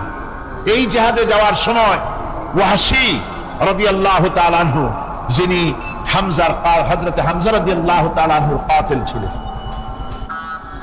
হুজুর সাল্লাল্লাহু আলাইহি ওয়াসাল্লাম ফতহ মক্কার দিনে সকলকে ক্ষমা করে দিয়েছিলেন, কিন্তু 5 জন নারী আর 6 জন পুরুষ সম্পর্কে বলেছিলেন এদেরকে যেখানে পাও সেখানে হত্যা করো। এর মধ্যে ওয়াহশী একজন। ওয়াহশী বুঝতে পেরেছি মুহাম্মদ সাল্লাল্লাহু আলাইহি ওয়াসাল্লাম আল্লাহর রহমত, করুণার নবী, দয়ার নবী, তার কাছে যদি আমি যেতে পারি তাহলে তিনি আমার সম্পর্কে, যদি তার সামনে যেতে পারি তাহলে তার কঠোর মনোভাব আমার প্রতি নরম হয়ে যাবে। এই মনে করে সাহাবায়ে কেরামদের চোখ এড়াইয়া তিনি হুজুরের সামনে গিয়ে হাজির হয়ে গেলেন। হুজুর তাকে দেখি বললেন, তোমার নাম না ওয়াহশী? তিনি বললেন, হ্যাঁ আমার নাম ওয়াহশী। হুজুর বললেন, তুমি আমার চাচাকে শহীদ করেছো। ওয়াহশী বললেন, জাহালাতের কারণে তা করেছি। হুজুর বললেন, কেমনে শহীদ করেছো আমার চাচাকে, আমার একটু শোনাও। ওয়াহশী বলতে লাগলেন, আমি বল্লম দিয়ে হযরতে হামজার শরীরকে এফোড় ওপড় করে দিয়েছি, তারপরে তার বুককে খঞ্জর দিয়ে ফেরে বুকের ভিতর থেকে কলিজাটা বের করে নিয়ে আমি হাতে দিয়ে দিয়েছি হেন্দাই কলিজা চিবিয়ে চিবিয়ে খেস। রাসূল পাক সাল্লাল্লাহু আলাইহি ওয়াসাল্লাম হাদিস শরীফে এসেছে, ওয়াসির বর্ণনা যখন তিনি শুনতেছিলেন, রাসূলের চোখ থেকে তখন পানি পড়ে দাড়ি মোবারক ভিজে ভিজে পড়তেছিল। ঘটনা শোনার পর রাসূলুল্লাহ বললেন, ওয়াসি তুমি কি চাও? ওয়াসি বললেন, আমি ইসলাম কবুল করতে চাই। হুজুর তাকে মুসলমান বানালেন, বললেন তুমি মুসলমান হলে কিন্তু সব সময় তুমি আমার সামনে আসবে না, তার কারণ তোমাকে দেখলে পরে আমার মনের ভিতরে আমার চাচার কথা মনে উঠে যাবে। আমি আমার আব্বাকে পাই নাই, আব্বার স্নেহ যত্ন আমার কিসমতে তেমন হয় নাই। আমার চাচা হামজা আমাকে পিতার মতো করে আমাকে স্নেহ করেছে, তোমাকে দেখলে পরে তার কথা মনে পড়বে, সুতরাং তুমি সবসময় আমার সামনে আসবে না। ওয়াসি সেদিন শপথ নিয়েছিলেন, রব্বুল আলামিন আমি জাহালাতের কারণে যেই বল্লম দিয়ে ইসলামের একজন শ্রেষ্ঠ সন্তানকে আমি শহীদ করে ফেলেছিলাম, আমি বুঝতে পারি নাই, ওই বল্লমটা আমি হেফাজতে রেখে দিয়েছি। তুমি আমার এই দোয়া মঞ্জুর করো, আমি যেন এই বল্লম দিয়ে এই পৃথিবীর নিকৃষ্ট ইসলামের কোন দুশ্মনকে যেন আমি শেষ করে দিতে পারি। আল্লাহ পাক দোয়া তার মঞ্জুর করে নিলেন। মুসাইলামা কাযযাবের বিরুদ্ধে হযরত আবু বকর সিদ্দিক রাদিয়াল্লাহু তাআলা আনহু যে বাহিনী পাঠালেন, হযরত ওয়াসি সেই বাহিনীর মধ্যে ছিলেন। আর তিনি সেই বল্লমটা দিয়ে, যে বল্লম দিয়ে তিনি হযরত হামজাকে শহীদ করেছিলেন, সেই বল্লমটা দিয়েই ইসলামের নিকৃষ্ট শত্রু মুসাইলামা কাযযাবকে দুনিয়া থেকে তিনি বিদায় করে দিলেন। আমার ভাইরা, রাসূল পাক সাল্লাল্লাহু আলাইহি সাল্লামের ইন্তেকালের পর এ পর্যন্ত নবুয়তের যারা দাবি করেছে, এক হিসাবে জানা গেছে 28 জন দাবি করা হয়ে গেছে। রাসূল বলেছেন আমার পরে 30 জন মিথ্যেবাদী নবুয়তের দাবি করবে। কতজন করবে? হয়ে গেছে, বাকি আছে কত?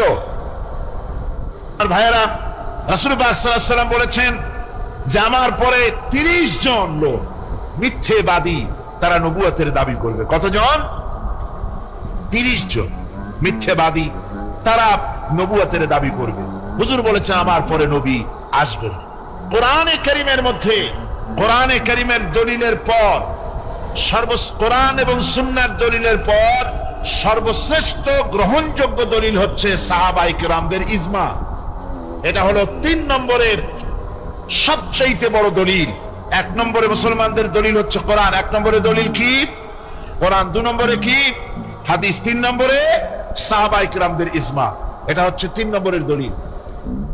সমস্ত সাহাবায়ে কেরাম রিদওয়ানুল্লাহি তাআলা আলাইহিম আজমাইন তারা একমত যে রাসূল পাক সাল্লাল্লাহু আলাইহি ওয়াসাল্লামের পরে যদি কেউ নবুয়তের দাবি করে তাহলে সে কাফের, আর তাকে হত্যা করা ওয়াজিব, তার বিরুদ্ধে লড়াই করা ওয়াজিব, জিহাদ করা ওয়াজিব।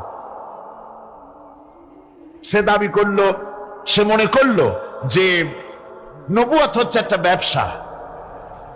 মুহাম্মদ সাল্লাল্লাহু আলাইহি ওয়াসাল্লামের কিছু ছিল না, নবুয়তের দাবি করলো, গনিমতের মাল আসলো, টাকা পয়সা আসলো, তারপর রাজত্ব হয়ে গেল। এরকম তো কম কথা না।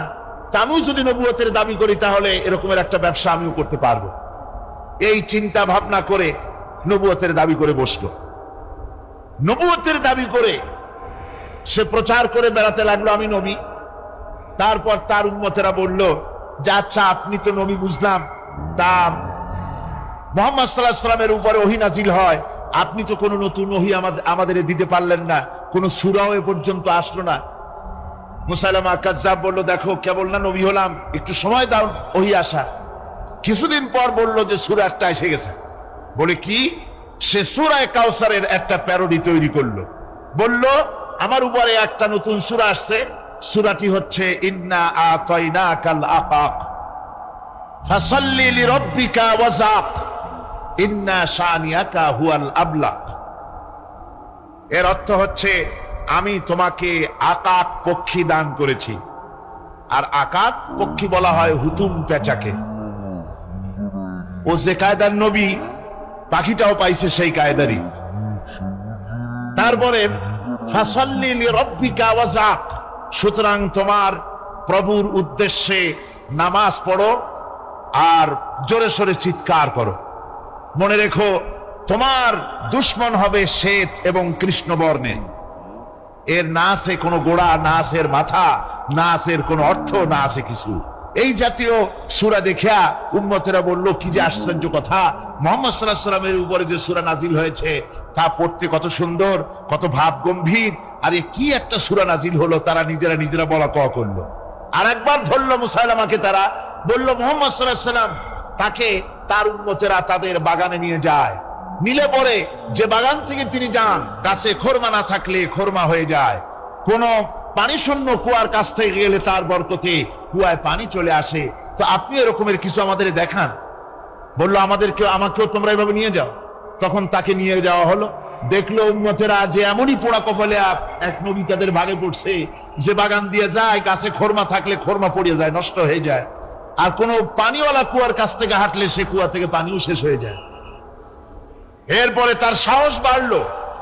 মুসাইলামা কাজ্জাব রাসূল পাক সাল্লাল্লাহু আলাইহি ওয়াসাল্লামের কাছে এক চিঠি লিখলো। সে চিঠির ভাষা ছিল, মিন মুসাইলামা রাসূলিল্লাহ ইলা মুহাম্মাদুর রাসূলুল্লাহ সালামুন আলাইকুম আম্মা বাদ ফাইন্নী আশরাকতু ফিল আমর ওয়া ইন্না লানা নিসফাল আরদ ওয়া লিকুরাইশিন নিসফাল আরদ ওয়ালাকিন্না কুরাইশান কওমান ইয়াতাদুন। সে চিঠি লিখলো যে মুসাইলামা আল্লাহ রসুলের পক্ষ থেকে নাউজুবিল্লাহ মুহাম্মদ সাল্লাল্লাহু আলাইহি ওয়াসাল্লামের কাছে এই চিঠি পাঠানো হচ্ছে। ফাইন্নী কাদ আশরাকতু ফিল আমরি মাক, আমি হচ্ছি আপনার নবুয়তের একজন অংশীদার। এই হিসাবে পৃথিবীর অর্ধেক হচ্ছে আমার, আর অর্ধেক হচ্ছে কোরাইশদের। কিন্তু কোরাইশরা বিষয়টা বুঝতে না পেরে আমার সাথে বাড়াবাড়ি করতেছে। হুজুর সাল্লাল্লাহু আলাইহি ওয়াসাল্লাম এই চিঠির জবাব দিলেন।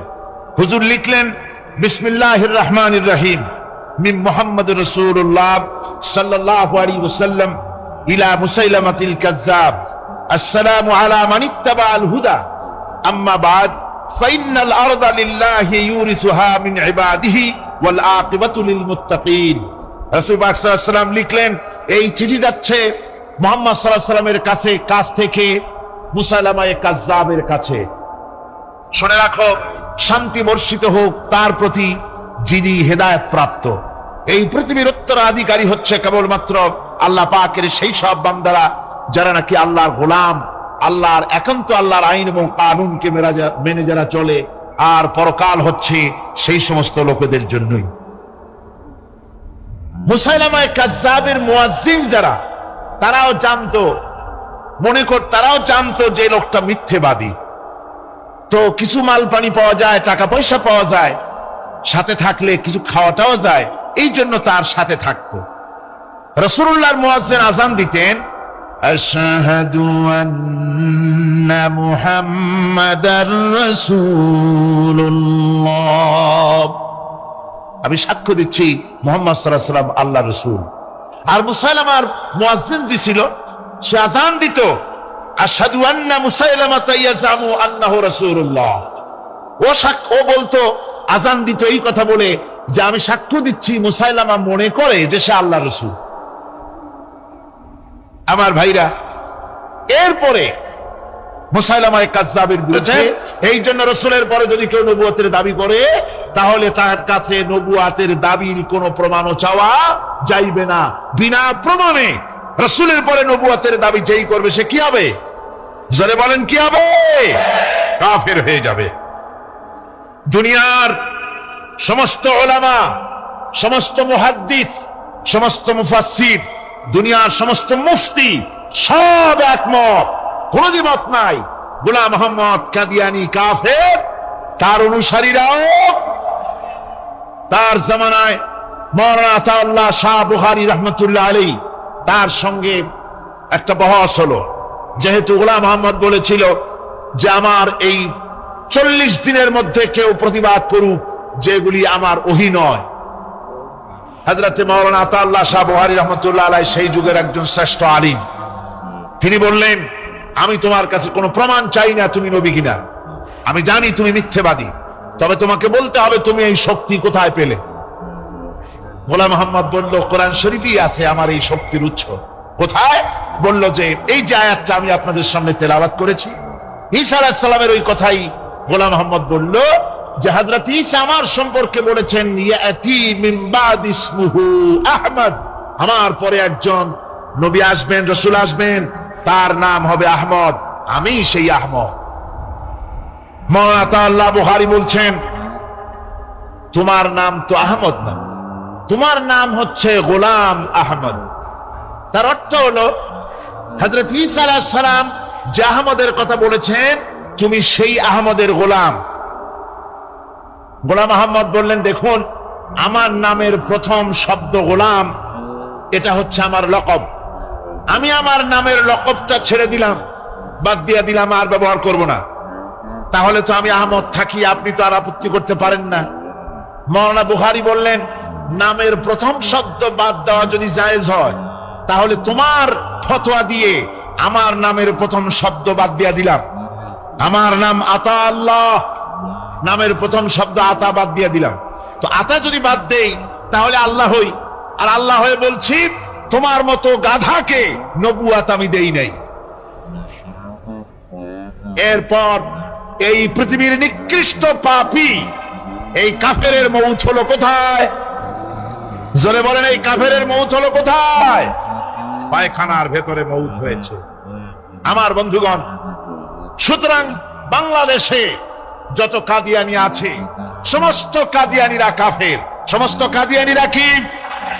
আরো জোরে বলুন, তারা কি? কাদিয়ানিরা মুসলমানদের গোরস্থানে, তাদের মানুষ মারা গেলে মুসলমানদের গোরস্থানে তা দাফন করে না। মুসলমানদের জানাজায় তারা কোনোদিন আসে না। মুসলমানদের কোন মসজিদে তারা নামাজ পড়তে যায় না। তারা আলাদাভাবে মসজিদ তৈরি করে মসজিদের নামে। গোলাম মোহাম্মদ কাদিয়ানির অনুসারীরা যে মসজিদ করে, ওগুলি মসজিদ নয়, এগুলি মসজিদে জেরার। এগুলি কি? মসজিদে জেরার। এগুলি কখনই মসজিদের সম্মান পেতে পারে না।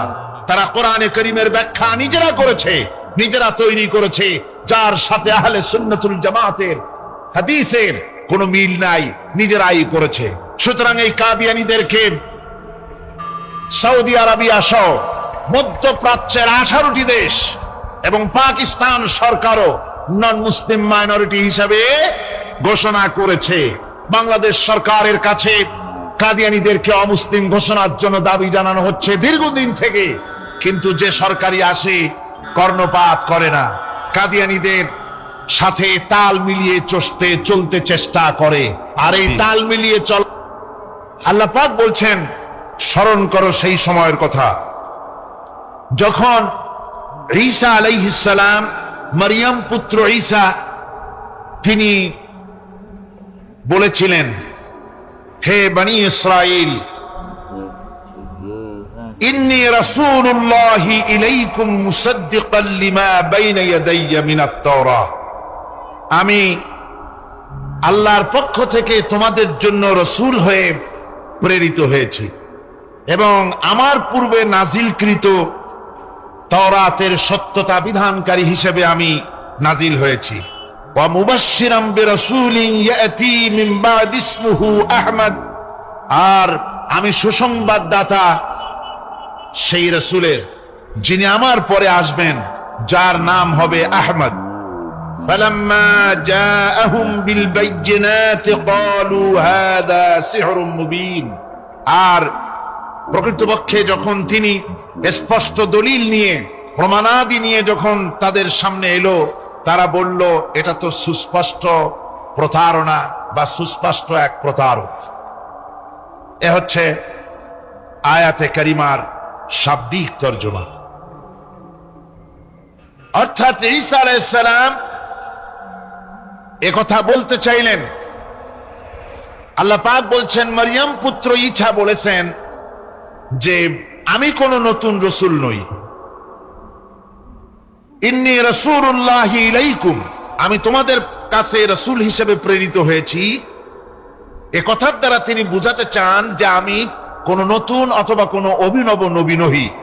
এই নবুয়তের সিলসিলা আগের থেকে চালু হয়েছে, তার এক ধারাক্রম, তার এই ক্রমধারায় আমিও একজন নবী হিসেবে পৃথিবীতে এসেছি। আর আমি তাওরাতের প্রত্যাখ্যানকারী নই, আমি তাওরাতের সত্যতা ঘোষণাকারী হিসেবে এই পৃথিবীতে এসেছি। পয়গম্বরদের নিয়ম হচ্ছে চিরকাল তারা আগের পয়গম্বরের দাওয়াতের স্বীকৃতি দিয়েছেন, দাওয়াতকে তারা অস্বীকার করেন নাই। আগের পয়গম্বরের দাওয়াতকে তারা স্বীকৃতি দিয়েছেন, বলেছেন। আর দ্বিতীয় অর্থ হচ্ছে যে আমার সম্পর্কে যে আগামনী বাণী শোনানো হয়েছে সেই তারই বাস্তব রূপ নিয়ে আমি পৃথিবীতে এসেছি, আমার সাথে বিরোধিতা করার কোনো যুক্তি নাই। কিন্তু বনী ইসরাইলেরা হযরত ঈসা আলাইহিস সালামের দাওয়াত গ্রহণ না করে তার উল্টোটাই করল। তারা কি করল? তারা হযরত ঈসা আলাইহিস সালামকে আল্লাহর পুত্র বানিয়ে ছাড়লো। হযরত ঈসা বললেন আমি হচ্ছে আল্লাহর রাসূল, আর তারা বানালো আল্লাহর ছেলে। নাউযুবিল্লাহি মিন যালিক। কোরআনে কারীমে রব্বুল আলামিন বলেন, নাসারারা বলছেন ওয়াকালাতিন নাসারাল মাসীহ ইবনুল্লাহ, মসীহ হচ্ছে আল্লাহর পুত্র। সবাই বলুন নাউযুবিল্লাহ। ওরা একদিকে ঈসা আলাইহিস সালামকে আল্লাহর পুত্র বানালো, আবার অন্যদিকে তারা মসীহকে শুধু আল্লাহর পুত্র নয়, তারা আবার তাদের একটি দল হযরত ঈসা আলাইহিস সালামকে সরাসরি তাকে আল্লাহই বানিয়ে ফেললো। কোরআনে কারীমে রব্বুল আলামিন বলছেন, লাকাদ কাফারাল্লাযীনা ক্বালু ইন্নাল্লাহা হুয়াল মাসীহু ইবনু মারইয়াম وقال المسيح يا بني إسرائيل اعبدوا الله ربي وربكم। হযরত ঈসা আলাইহিস সালাম তিনি ঘোষণা করেছেন, মারিয়াম পুত্র হযরত ঈসা বলেছেন যে আল্লাহ পাক বলছেন যে কাফেররা এই তারাই কুফরি করেছে যারা ঈসা আলাইহিস সালামকে বলেছে আল্লাহ। অথচ ঈসা আলাইহিস সালাম বলেছেন উবুদুল্লাহ রাব্বি ওয়া রাব্বিকুম। হযরত ঈসা বলেছেন যে সেই আল্লাহর গোলামি করো, সেই আল্লাহর দাসত্ব করো যিনি তোমাদেরও রব এবং আমাদেরও রব, যিনি আমারও আল্লাহ এবং তোমাদেরও আল্লাহ, সেই আল্লাহ পাকের গোলামি জীবনের সকল ক্ষেত্রে করো। এ কথা বলে দিয়েছেন হযরত ঈসা আলাইহিস সালাম। এরপরে হযরত ঈসা এরপরে ঘোষণা করেছেন ওয়া মুবাশশিরাম বিরাসূলিন ইয়াতি মিন বাদ ইসমুহু আহমদ, এবং আমি সুসংবাদ দাতা সেই রাসূলের যিনি আমার পরে আসবেন, আর তার নাম হবে আহমদ।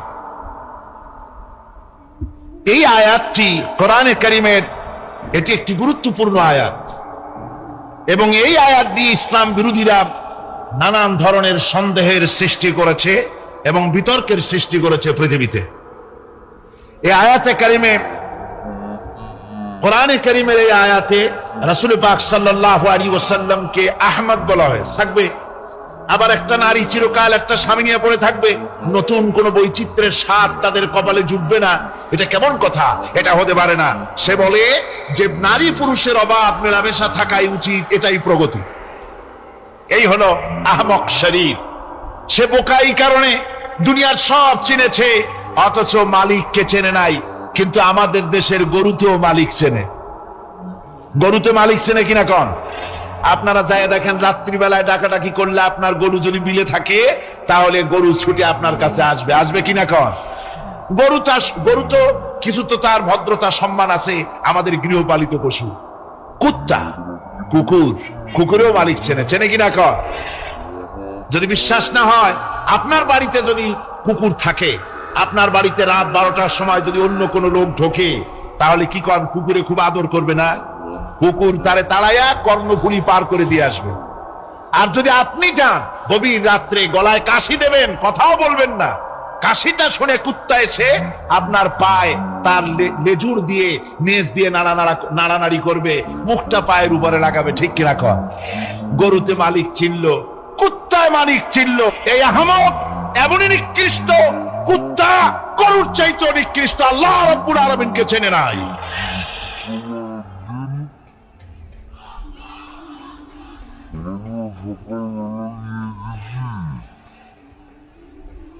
আমার ভাইয়েরা,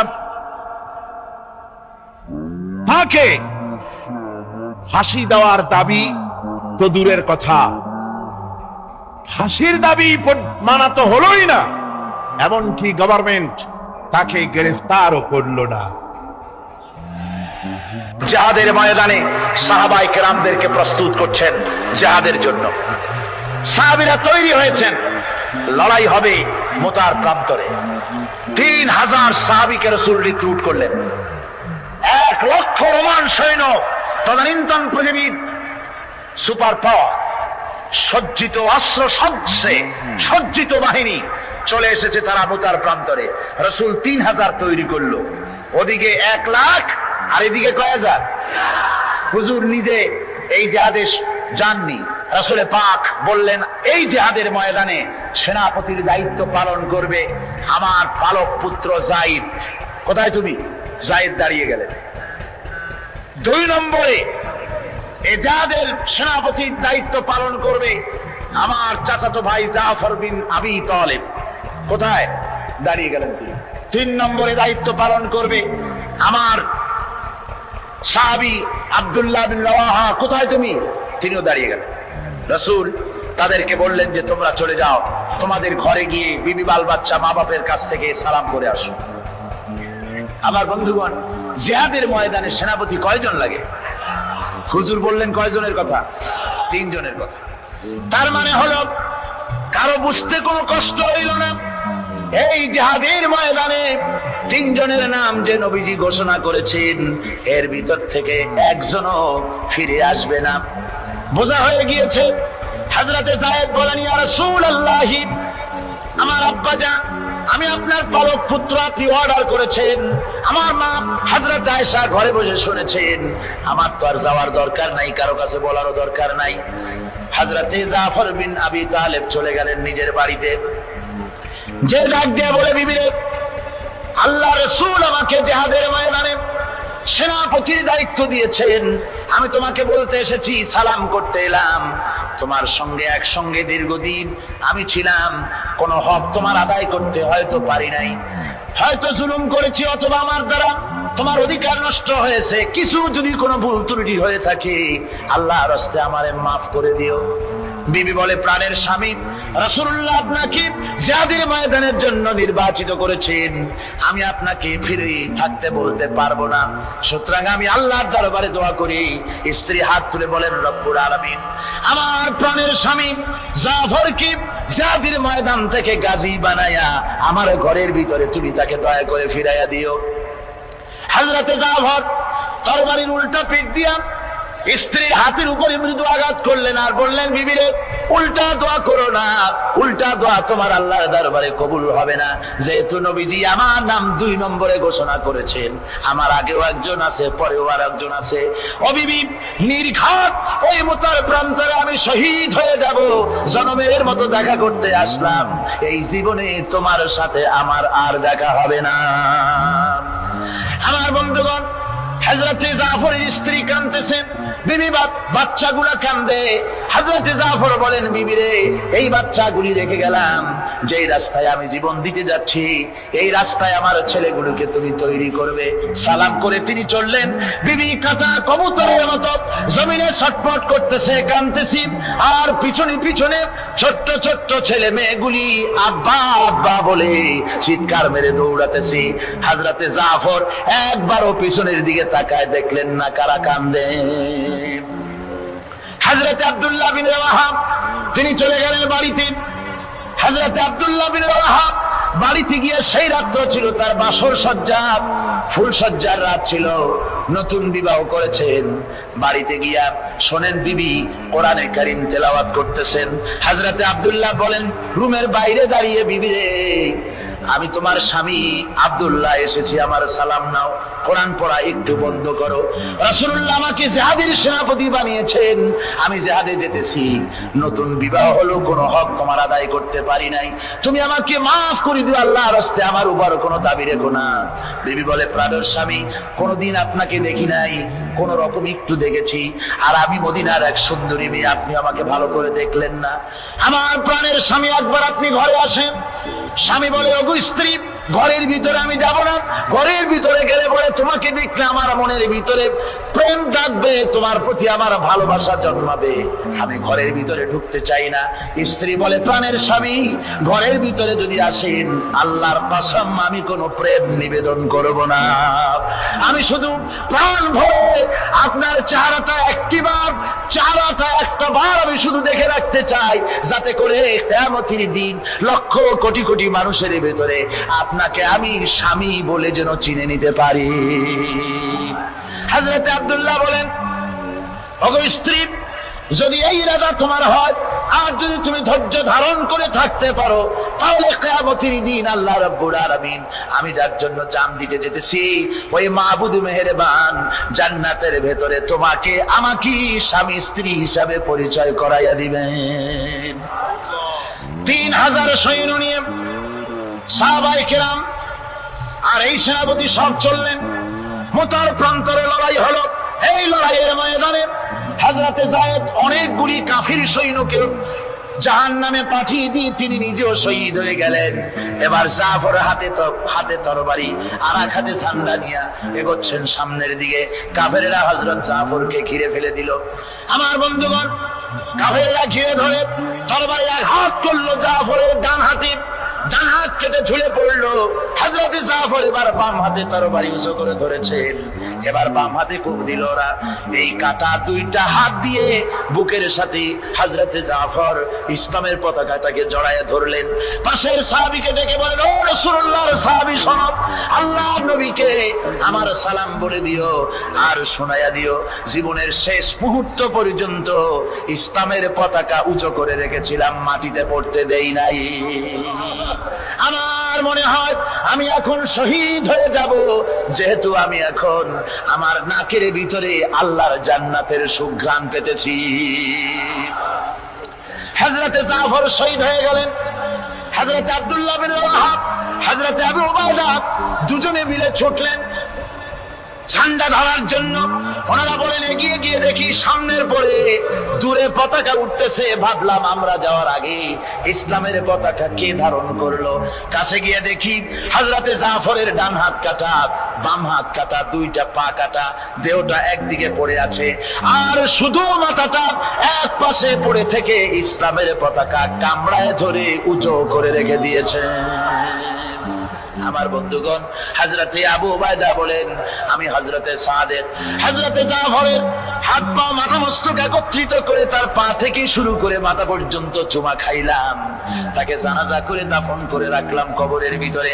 রাতের বেলায় স্বপ্নে দেখি হযরতে জাফর আল্লাহর জান্নাতের ভিতরে ফেরেশতাদের সঙ্গে উড়ে বেড়াতেছেন। আমি জিজ্ঞেস করলাম, ও জাফর, আল্লাহ তোমার সাথে কি ব্যবহার করেছেন? হযরত জাফর বলেছেন, ও আবু উবাইদা, আল্লাহ রাব্বুল আলামিন আমাকে বলেছেন, জাফর রে, আমি তোমার শাহাদাতে খুশি হয়েছি, তুমি আমার কাছে আর কি চাও?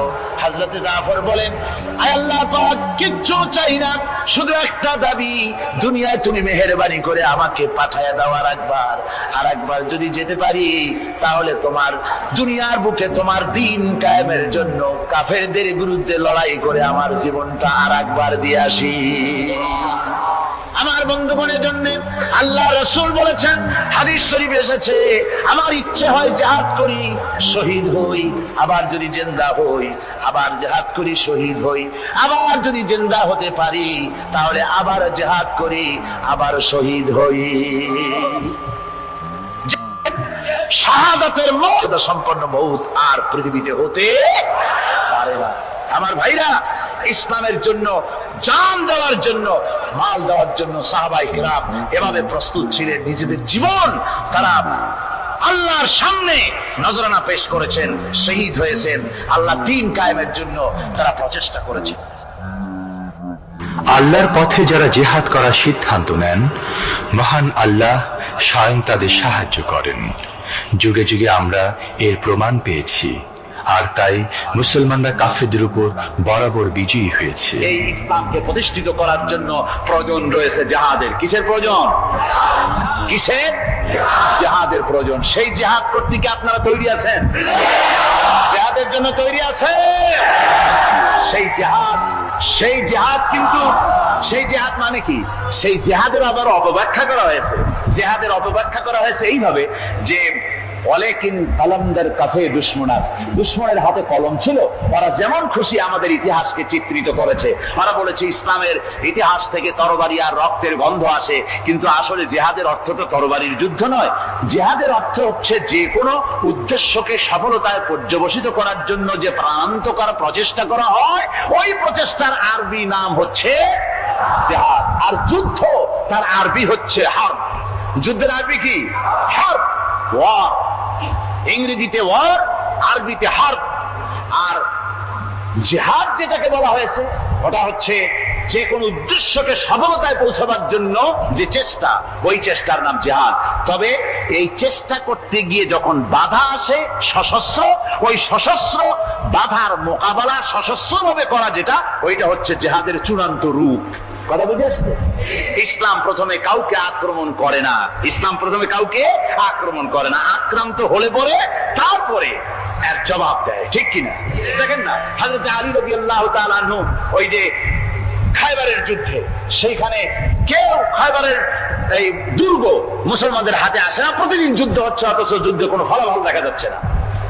ফজরের নামাজ, এশার নামাজের পর হুজুর বলছেন, ও সাহাবীরা, আগামীকাল আমি এমন এক ব্যক্তির হাতে ইসলামের ঝান্ডা তুলে দেব যাকে আল্লাহ এবং আল্লাহ রাসূল বেশি ভালোবাসেন, এবং তিনিও আল্লাহ এবং আল্লাহ রাসূলকে বেশি ভালোবাসেন, আর তার হাতেই বিজয় হবে।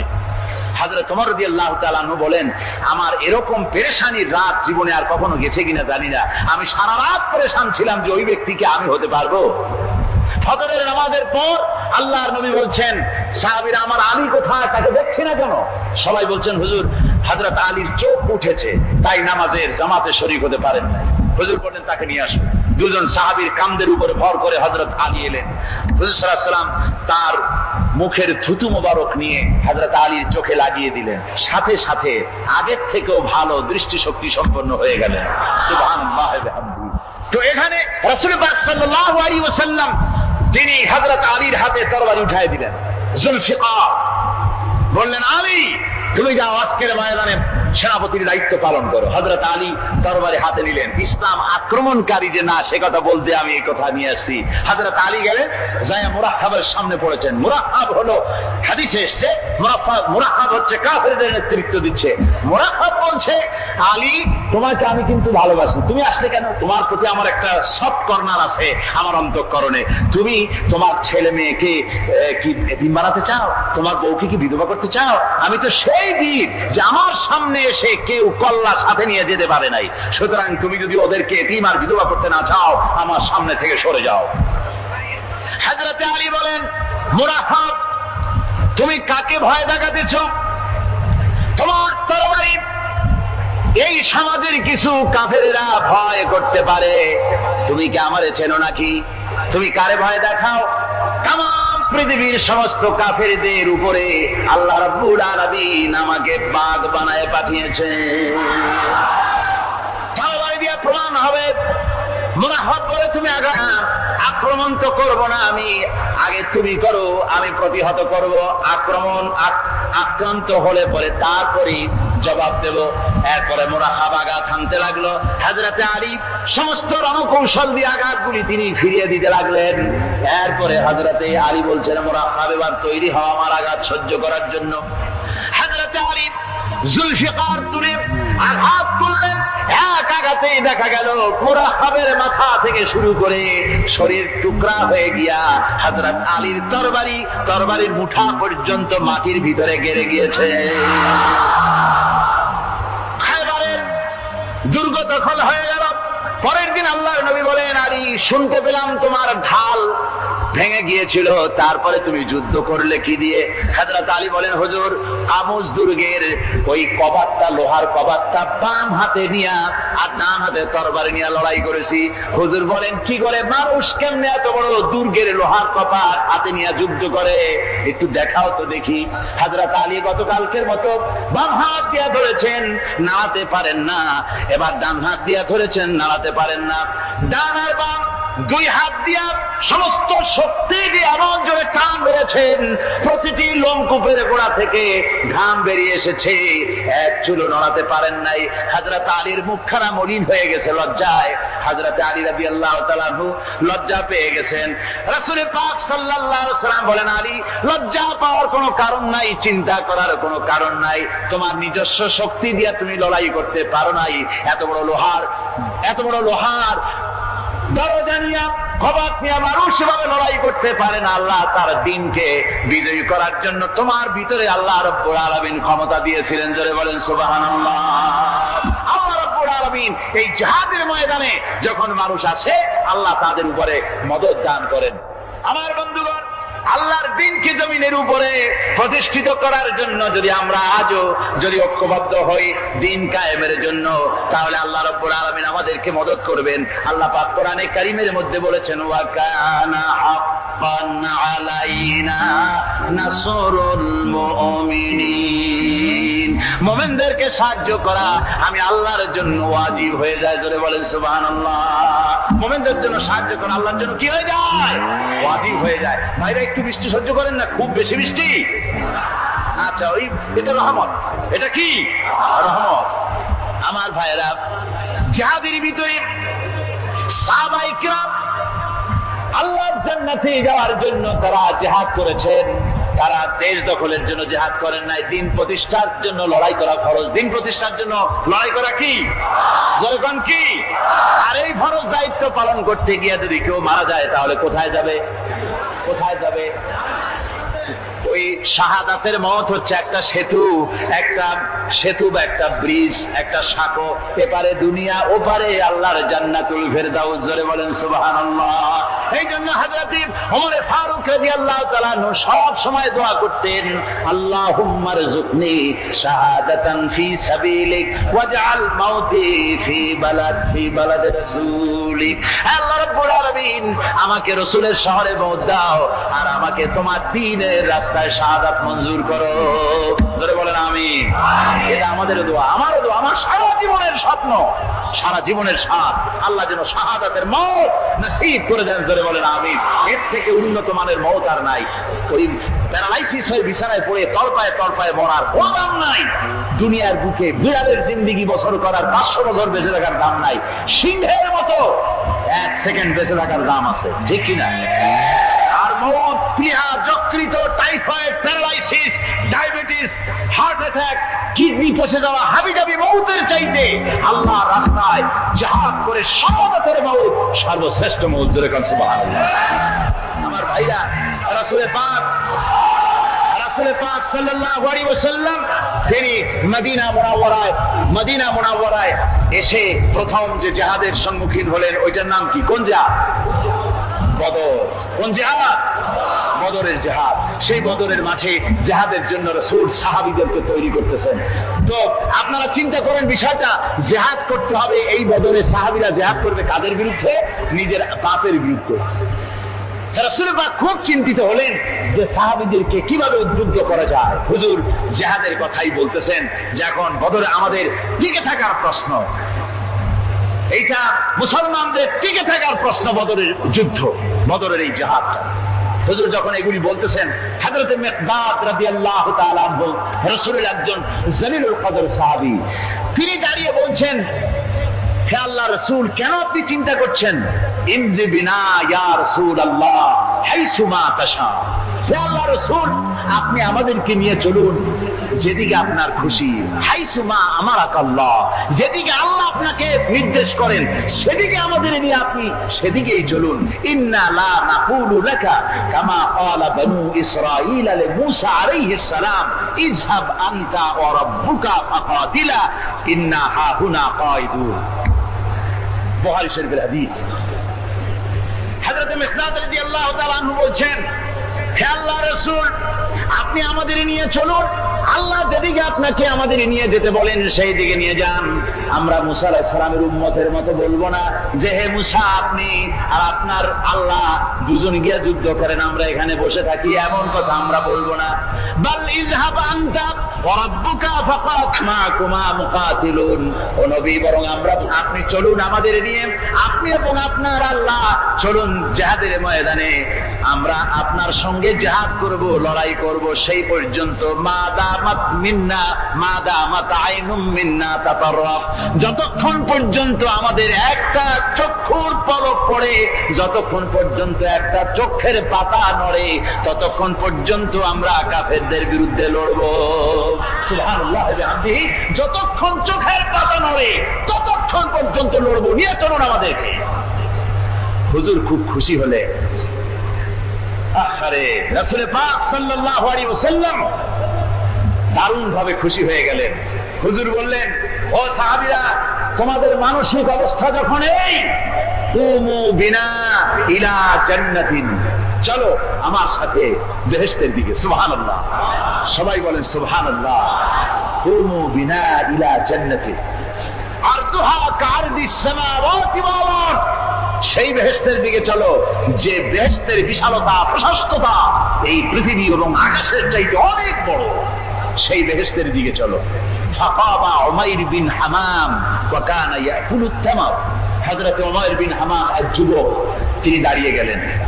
আমার মুসলমান ভাইরা, যুবকদের অবদান কিন্তু ইসলামের সব চাইতে বেশি। জোরে বলেন সুবহানাল্লাহ। কাদের অবদান বেশি? সর্বপ্রথম ইসলাম কবুল করেছে কারা? যুবকরা। হযরত আবু বকর, হযরত ওমর রাদিয়াল্লাহু তাআলা আনহু, তাদের বয়স যুবক বয়স ছিল, যুবক বয়সে তারা ইসলাম কবুল করেছেন। হযরত আলী যুবক ছিলেন, এই জন্য যুবকদের ইবাদতের সওয়াব বেশি। রাসূল পাক বলেছেন কিয়ামতের ময়দানে যেদিন কোন ছায়া থাকবে না আরশে আজিমের নিচে, সব শ্রেণীর লোকেরা ছায়া পাবে, তার মধ্যে এক শ্রেণী হচ্ছে ওয়াশাবুন নাশাত ইবাদাতিল্লাহ, ওই যুবকেরা যারা নাকি রাত গুজরান করে, রাত কাটায় আল্লাহর ইবাদতে, রাত জাগে আল্লাহর ইবাদত করে। জোরে বলেন সুবহানাল্লাহ। বুড়োদের 100 বার আল্লাহ বলা আর এক যুবকের একবার আল্লাহ বলা, বৃদ্ধের সারা সপ্তাহ তাহাজ্জুদ পড়া আর যুবকের এক রাতের তাহাজ্জুদ পড়া মনে হয় তার থেকেও বেশি। কোন সুবহানাল্লাহ। তাই বলে বৃদ্ধ যারা, তারা কিন্তু হতাশ হবেন না, ওই যৌবনকাল আপনিও বেরিয়ে এসেছেন, ঠিক না? সুতরাং যুবকদের অবদান বেশি। হযরত উমাইর বিন হামাম রাদিয়াল্লাহু তাআলা আনহু, তিনি দাঁড়িয়ে গেলেন, তার হাতে ছিল ওয়া কানা ইয়াকুলুত তামার, তিনি খরমা খাচ্ছিলেন, হাতে ছিল কয়েকটা খরমা। তিনি খরমাগুলি হাতে নিয়ে দাঁড়িয়ে বলছেন ওয়াকালা বাখবাখ, তিনি বলছেন বাখবাখ শব্দ, এটা হচ্ছে লুগাল মুহাল্লিয়া, অর্থাৎ আঞ্চলিক শব্দ। এর অর্থ হচ্ছে মা আযামাহু ওয়া মা আহসানাহু। কি আশ্চর্য, কি সুন্দর, কি বিরাট, কি সুন্দর কথা আপনি বললেন হে রাসূল। জান্নাতুন আরদুহা কারদিস সামাওয়াতি ওয়াল আরদ, এমন দেশ তো পাওয়া যাবে জিহাদ করলে যে বেহেশতের বিশালতা প্রশস্ততা এই বিশাল আকাশের চাইতে, জমিনের চাইতে বেশি।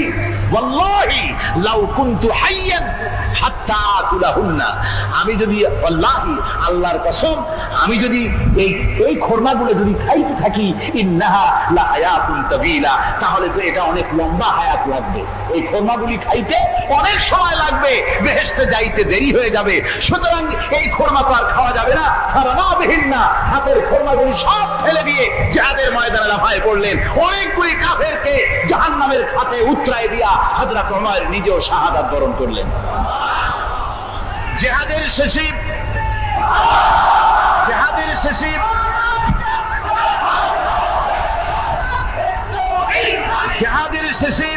শহাদায়ে বদরের সমস্ত শহীদদের লাশ এক জায়গায় এনে সাহাবীরা বললেন, হে আল্লাহর রাসূল, আপনি যখন জান্নাতের বর্ণনা দিতেছিলেন তখন যে যুবকটা খরমা খেতেছিল আর জান্নাতের আশায় হাতের খরমা ফেলে দিয়েছিল, যে খরমাগুলি খাইতে গেলে তো সময় লাগবে অনেক, বেহেশতে যেতে দেরি হয়ে যাবে, এই কথা মনে করে হাতের খরমা ফিকে ফেলে জিহাদের ময়দানে এসে শাহাদাত বরণ, যে যুবকটি জিহাদ করেছিল তার লাশে সেও শাহাদাত বরণ করেছে। রাসূল পাক হযরত ওমরের চেহারার দিকে লক্ষ্য করে তার দিকে অঙ্গুলি সংকেত করে হুজুর বলছেন, ইন্নাকা মিন আহলিহা, ওমর, যে বেহেশতের জন্য তুমি খরমা খাওয়ার ধৈর্য ধরতে পারো নাই, আমি নবী সাক্ষী দিচ্ছি তুমি সেই জান্নাতের অধিবাসী। আমার ভাইরা, ওই জান্নাতে যাওয়ার জন্য, আল্লাহ দ্বীনকে প্রতিষ্ঠার জন্য আমাদেরকে ঐক্যবদ্ধ হতে হবে। আল্লাহ দ্বীনের জন্য, আল্লাহ নবীর যে আদর্শ, সে আদর্শ প্রতিষ্ঠার জন্য এগিয়ে আসতে হবে। যদি আমরা তা করতে পারি, আমরা সংখ্যায় কত, আমাদের অস্ত্র আছে কি নাই, আমাদের জনবল কত, আমাদের সৈন্যবল কত, এগুলি প্রশ্ন না। প্রশ্ন হচ্ছে ولا تهنوا ولا تحزنوا وأنتم الأعلون إن كنتم مؤمنين। কোনো ভয় নাই, কোনো চিন্তা নাই, যদি তোমরা মুমিন হও আমি আল্লাহ তোমাদেরকে বিজয়ী করব। জোরে বলেন সুবহানাল্লাহ। মুসলমানেরা তো সেই জাতি যাদের ময়দানে যখন মুসলমানদেরকে সাহায্য দরকার হয়েছে, আল্লাহ রাব্বুল আলামিন আকাশ থেকে ফেরেশতা নাযিল করেছে কিনা কোন? একজন মাঠে মাঠে ঘুরছে, আর এক পাগল এসে জিজ্ঞেস করছে ঘুরছো কেন? কয় ঘুরবো না, আগামীকাল কোরবানির দিন, গরু তালাশ করতেছি, গরু পাচ্ছি না, বাজারে টাজারে ঘুরলাম, আবার আর এক বাজারে যাচ্ছি। বাজারে বাজারে গরু কেন, মাঠে কত গরু আছে, একটা ধরে জবাই দিলেই তো হয়। লোকটি বলছে দেখো পরের গরু জবাই দিলে তাতে গোনা হবে। কয় না, তুমি অঙ্ক বোঝো না, গরু যারই হোক কোরবানির দিনে গরু জবাও যদি করো তাহলে সব একটা হবে। কোরবানি উপলক্ষে জবাও করছে, একটা সব পাবা না? তো কোরবানির জন্য একটা সওয়াব হবে, আর চুরির জন্য অবশ্যই একটা পাপ হবে। কোরবানি যখন দিবা তো কোরবানির সওয়াব আর চুরির পাপ ভগ্নাংশের মতো কাটাকাটি হয়ে যাবে, গোশত খাবা ফাও। মানুষের অবস্থা তো তাই হয়েছে। মানুষের অবস্থা হয়েছে সর্বরতে সারা রাত জাগবো, কান্দাকাটি করবো, ফাও ফাও গুনাহ মাফ হয়ে যাবে, আর গোশত রুটি তো আসি যদ্দুর পারলাম খাইলাম। পরের দিন দু ফুর্তি, নো চিন্তা। নাউযুবিল্লাহি মিন যালিক। এই কান্দারও দাম নাই, আর এই ধরনের রাত জাগারও দাম নাই, এই ধরনের ইবাদত করেও দাম নাই। ইবাদতটা হচ্ছে জীবনের সব ক্ষেত্রে ইবাদত করতে হবে। ইবাদত সম্পর্কে মিস ইন্টারপ্রিটেশন যেটা এসেছে, ভুল অর্থ যেটা এসেছে, সেই ভুল অর্থের কারণে মানুষ শুধু মনে করে নামাজ রোজা হজ যাকাতই শুধু ইবাদত না। ইবাদত হচ্ছে জীবনের সকল ক্ষেত্রে গোলামিটা হতে হবে আল্লাহ পাকের সব জায়গায়। পার্লামেন্টে গোলামি হবে কার? কোর্ট কাছারিতে কার? অফিস আদালতে কার? স্কুলে কলেজে কার? খেতে খামারে কার? রান্নাঘরে, নিজের ঘরে, পরিবারে, সব জায়গায় আনুগত্য কার? কেবলমাত্র আল্লাহ সুবহানাহু ওয়া তাআলার হুকুম অনুযায়ী জীবন পালন করার নামই হচ্ছে ইবাদত। এই ইবাদত, নামাজ পড়ার নাম ইবাদত, নামাজ না পড়ার নামও ইবাদত। রোজা রাখার নাম ইবাদত, রোজা না রাখাও ইবাদত। এখন আপনারা বলতে পারেন যেটা ঠিক, কি আশ্চর্য কথা শুনাইলেন। নামাজ পড়া তো ইবাদত, নামাজ না পড়া আবার কোন দেশে ইবাদত? রোজা রাখা তো ইবাদত, রোজা না রাখা কোন দেশে ইবাদত?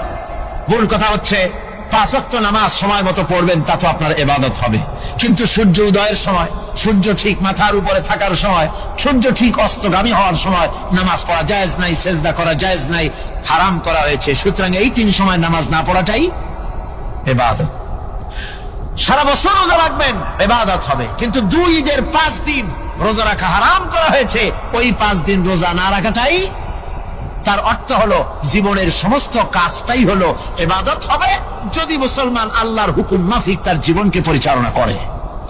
আপনার চোখের চাহনিটাও তো ইবাদত হবে। সুবহানাল্লাহ। এই চোখ দিয়ে গুনাহ কামাই করা যাবে, আবার এই চোখ দিয়ে সব কামাই করা যাবে।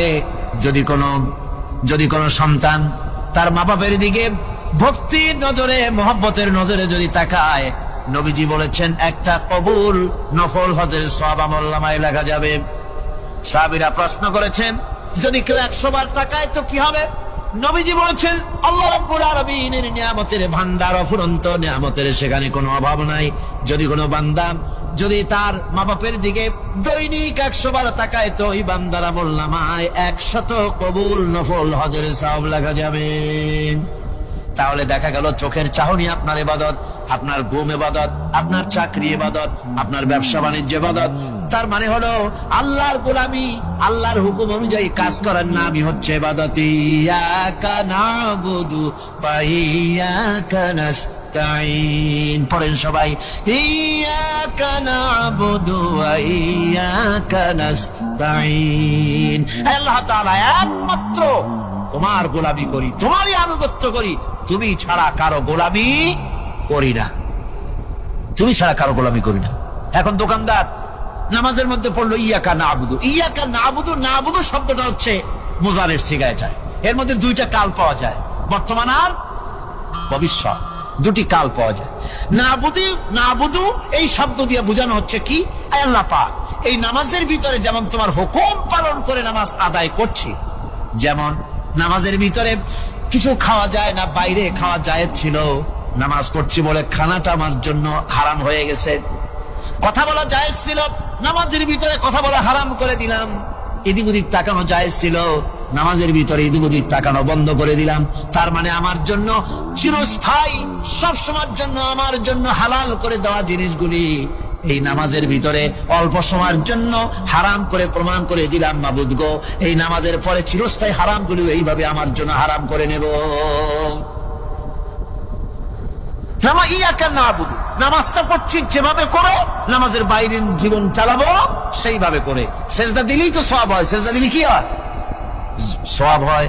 যদি কেউ 5-6টা সেজদা দিয়ে দেয় এক রাকাতের মধ্যে তো কি হবে, যদি কেউ নামাজ পড়লে তো সওয়াব হয়, ফজরের নামাজ যদি 4 রাকাত পড়ে তো কি হবে, মাগরিবের নামাজ যদি 2 রাকাত পড়ে অথবা 4 রাকাত পড়ে তো কি হবে।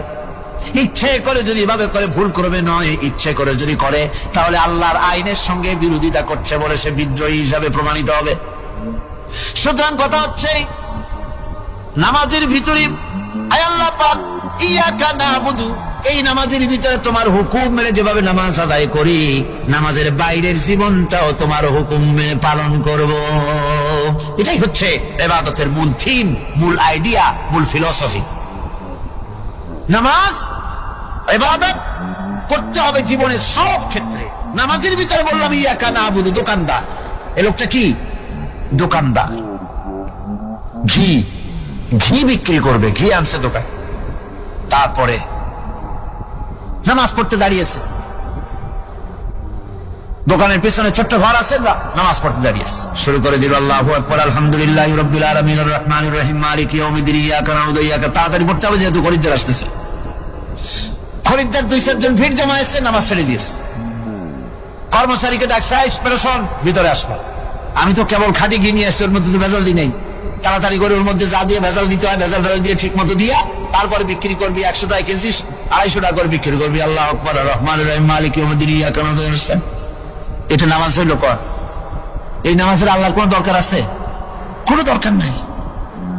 ইবাদত তো হবে নামাজ যার হুকুমে, ব্যবসা তার হুকুমে, নামাজে সেজদা দিব যার হুকুমে, রোজা রাখবো তার হুকুমে, নামাজ পড়বো যার হুকুমে, অর্থনীতি চালাবো তার হুকুমে, নামাজ পড়বো যার হুকুমে, আমার দেশের কলকারখানা চলবে, নামাজ পড়বে যার হুকুমে, পার্লামেন্ট চলবে তার হুকুমে, নামাজ পড়বো যার হুকুমে, রাজনীতি চলবে তার হুকুমে। এর উল্টা পাল্টা যদি হয় মুসলমান মানতে পারে কখনই।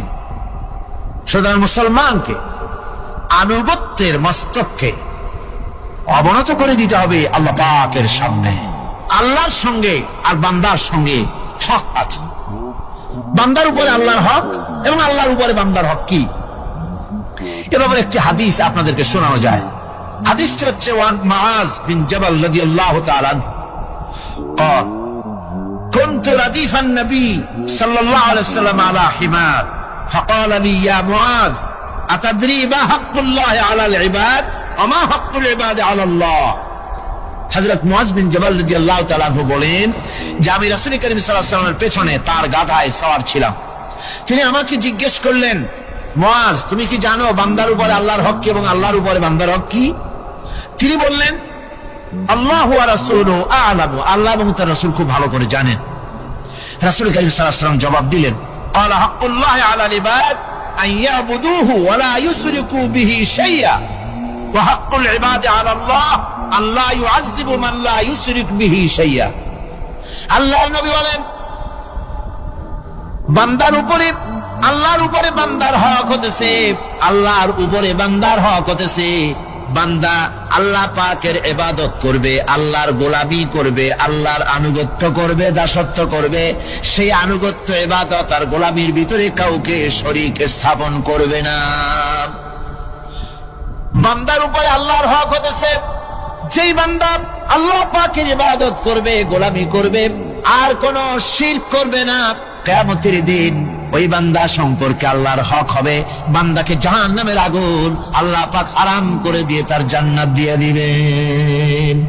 এটাই হলো বান্দার উপর আল্লাহ পাকের হক। সুতরাং ইবাদত হবে সলিড কার জন্য? আল্লাহ পাকের জন্য। যারা বলেন কার জন্য? একমাত্র কেবলমাত্র শুধুমাত্র আল্লাহ পাকের জন্য গোলামি হবে। সেই গোলামির কথাটাই আমরা কোরআনে কারীমের মধ্যে সূরা ফাতিহায় প্রত্যেক দিন প্রতি রাকাতে আমরা পড়ি, ইয়্যাকা না'বুদু ওয়া ইয়্যাকা নাস্তাঈন। আয় আল্লাহ তাআলা, কেবলমাত্র তোমার ইবাদত করি, কেবলমাত্র তোমারই দাসত্ব করি, আর কারো আনুগত্য দাসত্ব করি না। এই গোলামি, এই দাসত্ব আল্লাহ পাক আমাদেরকে করার তৌফিক দান করুন। আমরা বলি আমিন। আমাদের জীবনে ওঠায় বসায় চলায় ফেরায়, বক্তৃতায় ভাষণে, বিয়েতে শাদীতে, আমাদের ইলেকশনে, আমাদের নির্বাচনে, আমাদের অর্থনীতিতে, রাজনীতিতে, আমাদের সমাজনীতিতে, পরিবারের নীতিতে, জীবনের সব ক্ষেত্রে আমরা গোলামি যেন করতে পারি কার? আল্লাহ পাকের। নামাজের ভিতরে যে কথাটা বলি, এই কথাটা যেন আমাদের বাস্তব জীবনে আমরা কার্যকরী করতে পারি। আল্লাহ পাক যেন তৌফিক দান করেন। মুনাজাতের জন্য দাঁড়ানো লোকেরা সব বসেন। মুনাজাত মুনাজাত মুনাজাত, দাঁড়ানো লোক সব বসে। আর একটু জোরে সরে জিকির করেন, লা ইলাহা ইল্লাল্লাহ, লা ইলাহা ইল্লাল্লাহ, লা ইলাহা ইল্লাল্লাহ, লা ইলাহা ইল্লাল্লাহ, লা ইলাহা ইল্লাল্লাহ। আমি বললাম বসতে, আপনারা দাঁড়ায় গেলেন, কেমন কথা? লা ইলাহা ইল্লাল্লাহু মুহাম্মাদুর রাসূলুল্লাহ। আজকে একজন মুসলমান হওয়ার জন্য এসেছেন, বলেন আলহামদুলিল্লাহ। এক ব্যক্তি মুসলমান হবেন, তারে মুসলমান বানানো হচ্ছে। মুনাজাতের জন্য দাঁড়ানো ভাইরা বসেন। আমি বসতে বলেছি, বসতে অসুবিধা নেই, বসেন না। আর আমি আবার বলি, মুনাজাতের কথা শুনলে যারা হাঁটেন, আমার বড্ড দুঃখ হয়। ঘন্টার পর ঘন্টা বসছেন আর আল্লাহর কাছে হাত উঠাবার সময় চলে যাচ্ছেন। দুর্ভাগ্য, হতভাগ্য ওই সব লোকদের জন্য যারা আল্লাহর কাছে মোনাজাত করার সুযোগ পায় না। আল্লাহ পাক সকলকে তৌফিক দিন। যেরকম আমি কে মুসলমান হব?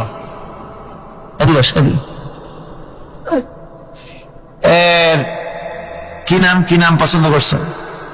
নাম কিছু আব্দুর রহিম। এর নাম ছিল স্বপন কুমার দাস। বর্তমান নাম পছন্দ করেছে মোহাম্মদ আব্দুর রহিম। মাশাআল্লাহ। এরই হাতে বিসমিল্লাহির রহমানির রহিম। বিসমিল্লাহির রহমানির রহিম। লা ইলাহা ইল্লাল্লাহু মুহাম্মাদুর রাসূলুল্লাহ। আল্লাহ ছাড়া কোন ইলাহ নাই, মাবুদ নাই, উপাস্য নাই। মুহাম্মদ সাল্লাল্লাহু আলাইহি ওয়াসাল্লাম আল্লাহর প্রেরিত রাসূল। আশহাদু আন লা ইলাহা ইল্লাল্লাহু ওয়াহদাহু লা শারীকা লাহু ওয়া আশহাদু আন্না মুহাম্মাদান আবদুহু ওয়া রাসূলুহু। আমি সাক্ষ্য দিচ্ছি আল্লাহ ছাড়া কোন ইলাহ নাই, মাবুদ নাই, উপাস্য নাই। তিনি এক, তিনি একক, তিনি নিরঙ্কুশ, তার কোন অংশীদার নাই। আমি আরো সাক্ষ্য দিচ্ছি মুহাম্মদ সাল্লাল্লাহু আলাইহি ওয়াসাল্লাম আল্লাহর প্রেরিত রাসূল এবং তার বান্দা। সকলকে সালাম দাও। আসসালামু আলাইকুম। সকলে কোন ওয়ালাইকুম আসসালাম। আল্লাহ পাকের এই বান্দা মুশরিকানা জীবন যাপন করতেন। এখন তিনি আমাদের তাওহীদ পন্থী, আমাদের ভাই। তিনি আমাদের কি মুসলিম মিল্লাতে তিনি আসলেন। আমরা তার জন্য দোয়া করব, আল্লাহ যেন তাকে খাঁটি মুসলমান হওয়ার তৌফিক দান করেন। 5 ওয়াক্ত নামাজকে শিখবেন, নামাজ সঠিকভাবে আদায় করবেন, ইসলামকে জানবেন। শুধু মুসলমান হওয়াটাই বড় কথা নয়, ইসলাম জানা, বোঝা এবং তার উপরে আমল করা, এটা যেন আপনি রীতিমতো করবেন। আল্লাহ পাক তৌফিক দান করুন। আমি ওনাকে কোলাকুলি করছি ওনার সাথে আপনাদের পক্ষ থেকে। আমার বন্ধুগণ, আজকের তাফসীরুল কোরআন মাহফিলের তৃতীয় দিবস চলে গেল। আগামীকাল চতুর্থ দিবস এবং এরপরে আমাদের কাঙ্ক্ষিত পঞ্চম দিবস মোনাজাতের দিন। আগামীকাল শবে বরাত। এ উপলক্ষে আপনারা আপনাদের বন্ধু বান্ধব, আপনাদের মহিলাদেরকে নিয়ে ব্যাপক পরিমাণ লোক এখানে চলে আসুন। শবে বরাতের প্রথম মোনাজাত আমরা এখানে করব এই লক্ষ জনতার সাথে নিয়ে ইনশাআল্লাহ। আর মোনাজাত আল্লাহর দরবারে যত বেশি পরিমাণ লোক হয়, আল্লাহ পাকের কাছে দোয়া করলে দোয়া তত মঞ্জুর হয়, যেহেতু বেশি লোকের মধ্যে অবশ্যই ভালো ভালো মানুষ থাকেই। সুতরাং এই দোয়ার আকর্ষণ থেকে কেউ যেন বঞ্চিত না হন। আগামী রাতের মোনাজাতে শরীক হওয়ার জন্য বন্ধু বান্ধব, ছেলে মেয়ে, বউ মেয়ে, স্ত্রী পুত্র সকলকে নিয়ে এসে আসুন। মহিলাদের জন্য সুন্দর ব্যবস্থা আছে বসার, আলহামদুলিল্লাহ। আর এবারে তাফসীরুল কোরআন মাহফিলের সুন্দর ক্যালেন্ডার আছে, তাদের মঞ্জিল আছে। প্রতি বছর যে মঞ্জিল বেরোয়, এবারও মঞ্জিল আছে। এই মঞ্জিল যদি এরকমের একটা বই যদি কেউ ছাপে, 50 টাকার কমে তো দিতে পারবেই না। অফসেট কাগজে ছাপা সুন্দর বই, মাত্র 25 টাকা হাদিয়া। নাকি 80 টাকা খরচ করে দিয়েছে। ও, আমি দেখেন কিছু হিসাব জানি না। উনি বলছেন 80 টাকা খরচ পড়ে গেছে। আমি একটা কি কইলাম আল্লাহ জানে। তো 80 টাকা খরচ পড়ে গেছে। তো যেহেতু ওনারা এখানে কিছু বিজ্ঞাপন পেয়েছেন, সেই জন্য ওনারা কোনো প্রফিটের দিকে তাকান নাই। মাত্র 25 টাকা হাদিয়ার বিনিময় এরকম একটা বড় ম্যাগাজিন আপনাদেরকে দেওয়া হচ্ছে, যার মধ্যে সুন্দর সুন্দর লেখা এর মধ্যে আছে। বিশেষ করে আমি দেখলাম এর মধ্যে হজের ব্যাপারে একটা দারুণ লেখা এসেছে। আপনাদের অত্যন্ত পরিচিত প্রফেসর অধ্যাপক মফিজুর রহমান সাহেব, যাকে আপনারা সকলে জানেন, আমার অত্যন্ত স্নেহের পাত্র, তিনি এটা লিখেছেন। আল্লাহ পাক তার প্রতি রহম করুন, জোরে কোন আমিন। অনেক লেখা এর মধ্যে আছে। সুতরাং হজের মৌসুম যখন, সেই জন্য আমি হজের কথাটা আনলাম। এই মঞ্জিল আপনারা সকলে নিতে চেষ্টা করবেন। ক্যালেন্ডারও তারা সুন্দর মসজিদ দিয়ে ক্যালেন্ডার তৈরি করেছেন, তাও আপনারা নিবেন। জি বলেন।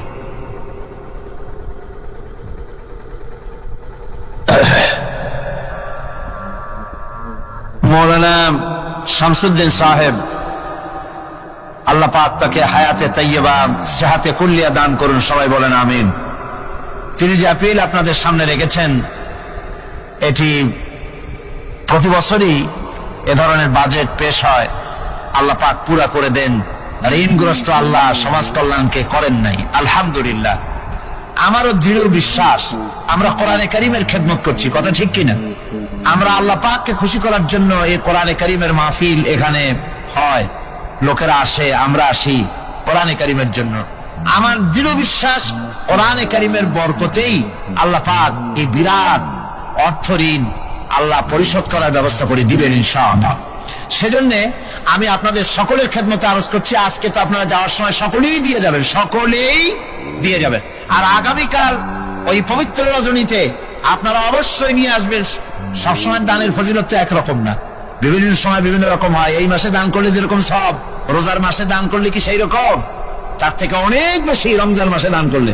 সুতরাং কালকের একটা পবিত্র রাত, এই রাতে আপনারা অবশ্যই বেশি করে কিছু পয়সা করে নিয়ে এসেন পকেটে করে।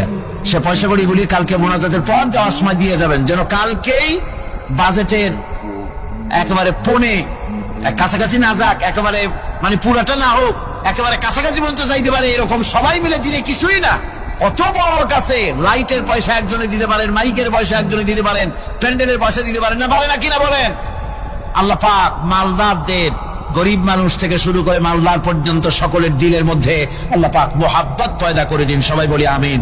খুলনা জেলার দাকপ এলাকায় একবার শোনা গেল সেখানে ছাগলে পানি পড়ে দেয়, যে যাবে তার রোগ ভালো হবে। কি শিক্ষিত কি অশিক্ষিত সমানে গিয়ে লাইন দিতে লাগলো। ছাগলের বাড়ি, ছাগলের কাছে পানি ধরে। এখন ছাগলের কাছে কিছু ধরলি তো সে শোকে, শোকতে গেলেই মনে করে যে পড়িয়ে দিছে, দম করে দিছে। আর খাইতেছে। এরপরে ছাগল আলার বাড়ি, এক ছাগল দিয়া হাতির মালিক হয়ে গেছে সে, বাড়ি বিল্ডিং টিল্ডিং করে সর্বনাশ। কি আজীব তামাশা, কি আশ্চর্য দেশ। এমন কোন রোগ নাই যে এই সমস্ত পাগল ছাগলের চিকিৎসা ভালো না হবে। এগুলি অ্যাডভার্টাইজ দিয়ে চলছে। আল্লাহ পাক মানুষকে অসুখ দিয়েছেন, অসুখের আবার ওষুধও দিয়েছেন। কারণ আলহামদুলিল্লাহ, লিকুল্লি দাইন দাওয়াও, প্রত্যেকটি রোগের ওষুধ আল্লাহ তৈরি করেছেন। সুবহানাল্লাহি ওয়া বিহামদিহি। যারা তার ইবাদত করে, যারা তাকে স্বীকার করে, আল্লাহ বলে তাকে যারা সেজদা দেয়, আল্লাহ পাক তাদেরকেও দেন। আর যারা আল্লাহকে অস্বীকার করে, আল্লাহ রাব্বুল আলামিনকে মানে না, তার গুণাবলী কি স্বীকার করে না, তার অস্তিত্ব স্বীকার করে না, তারপরেও আল্লাহ রাব্বুল আলামিন কোন নাফরমান বান্দাকেও রহমত থেকে বঞ্চিত করেন না। সে যেই হোক, বেনামাজি হোক, মুরতাদ হোক, নাস্তিক হোক, তারপরে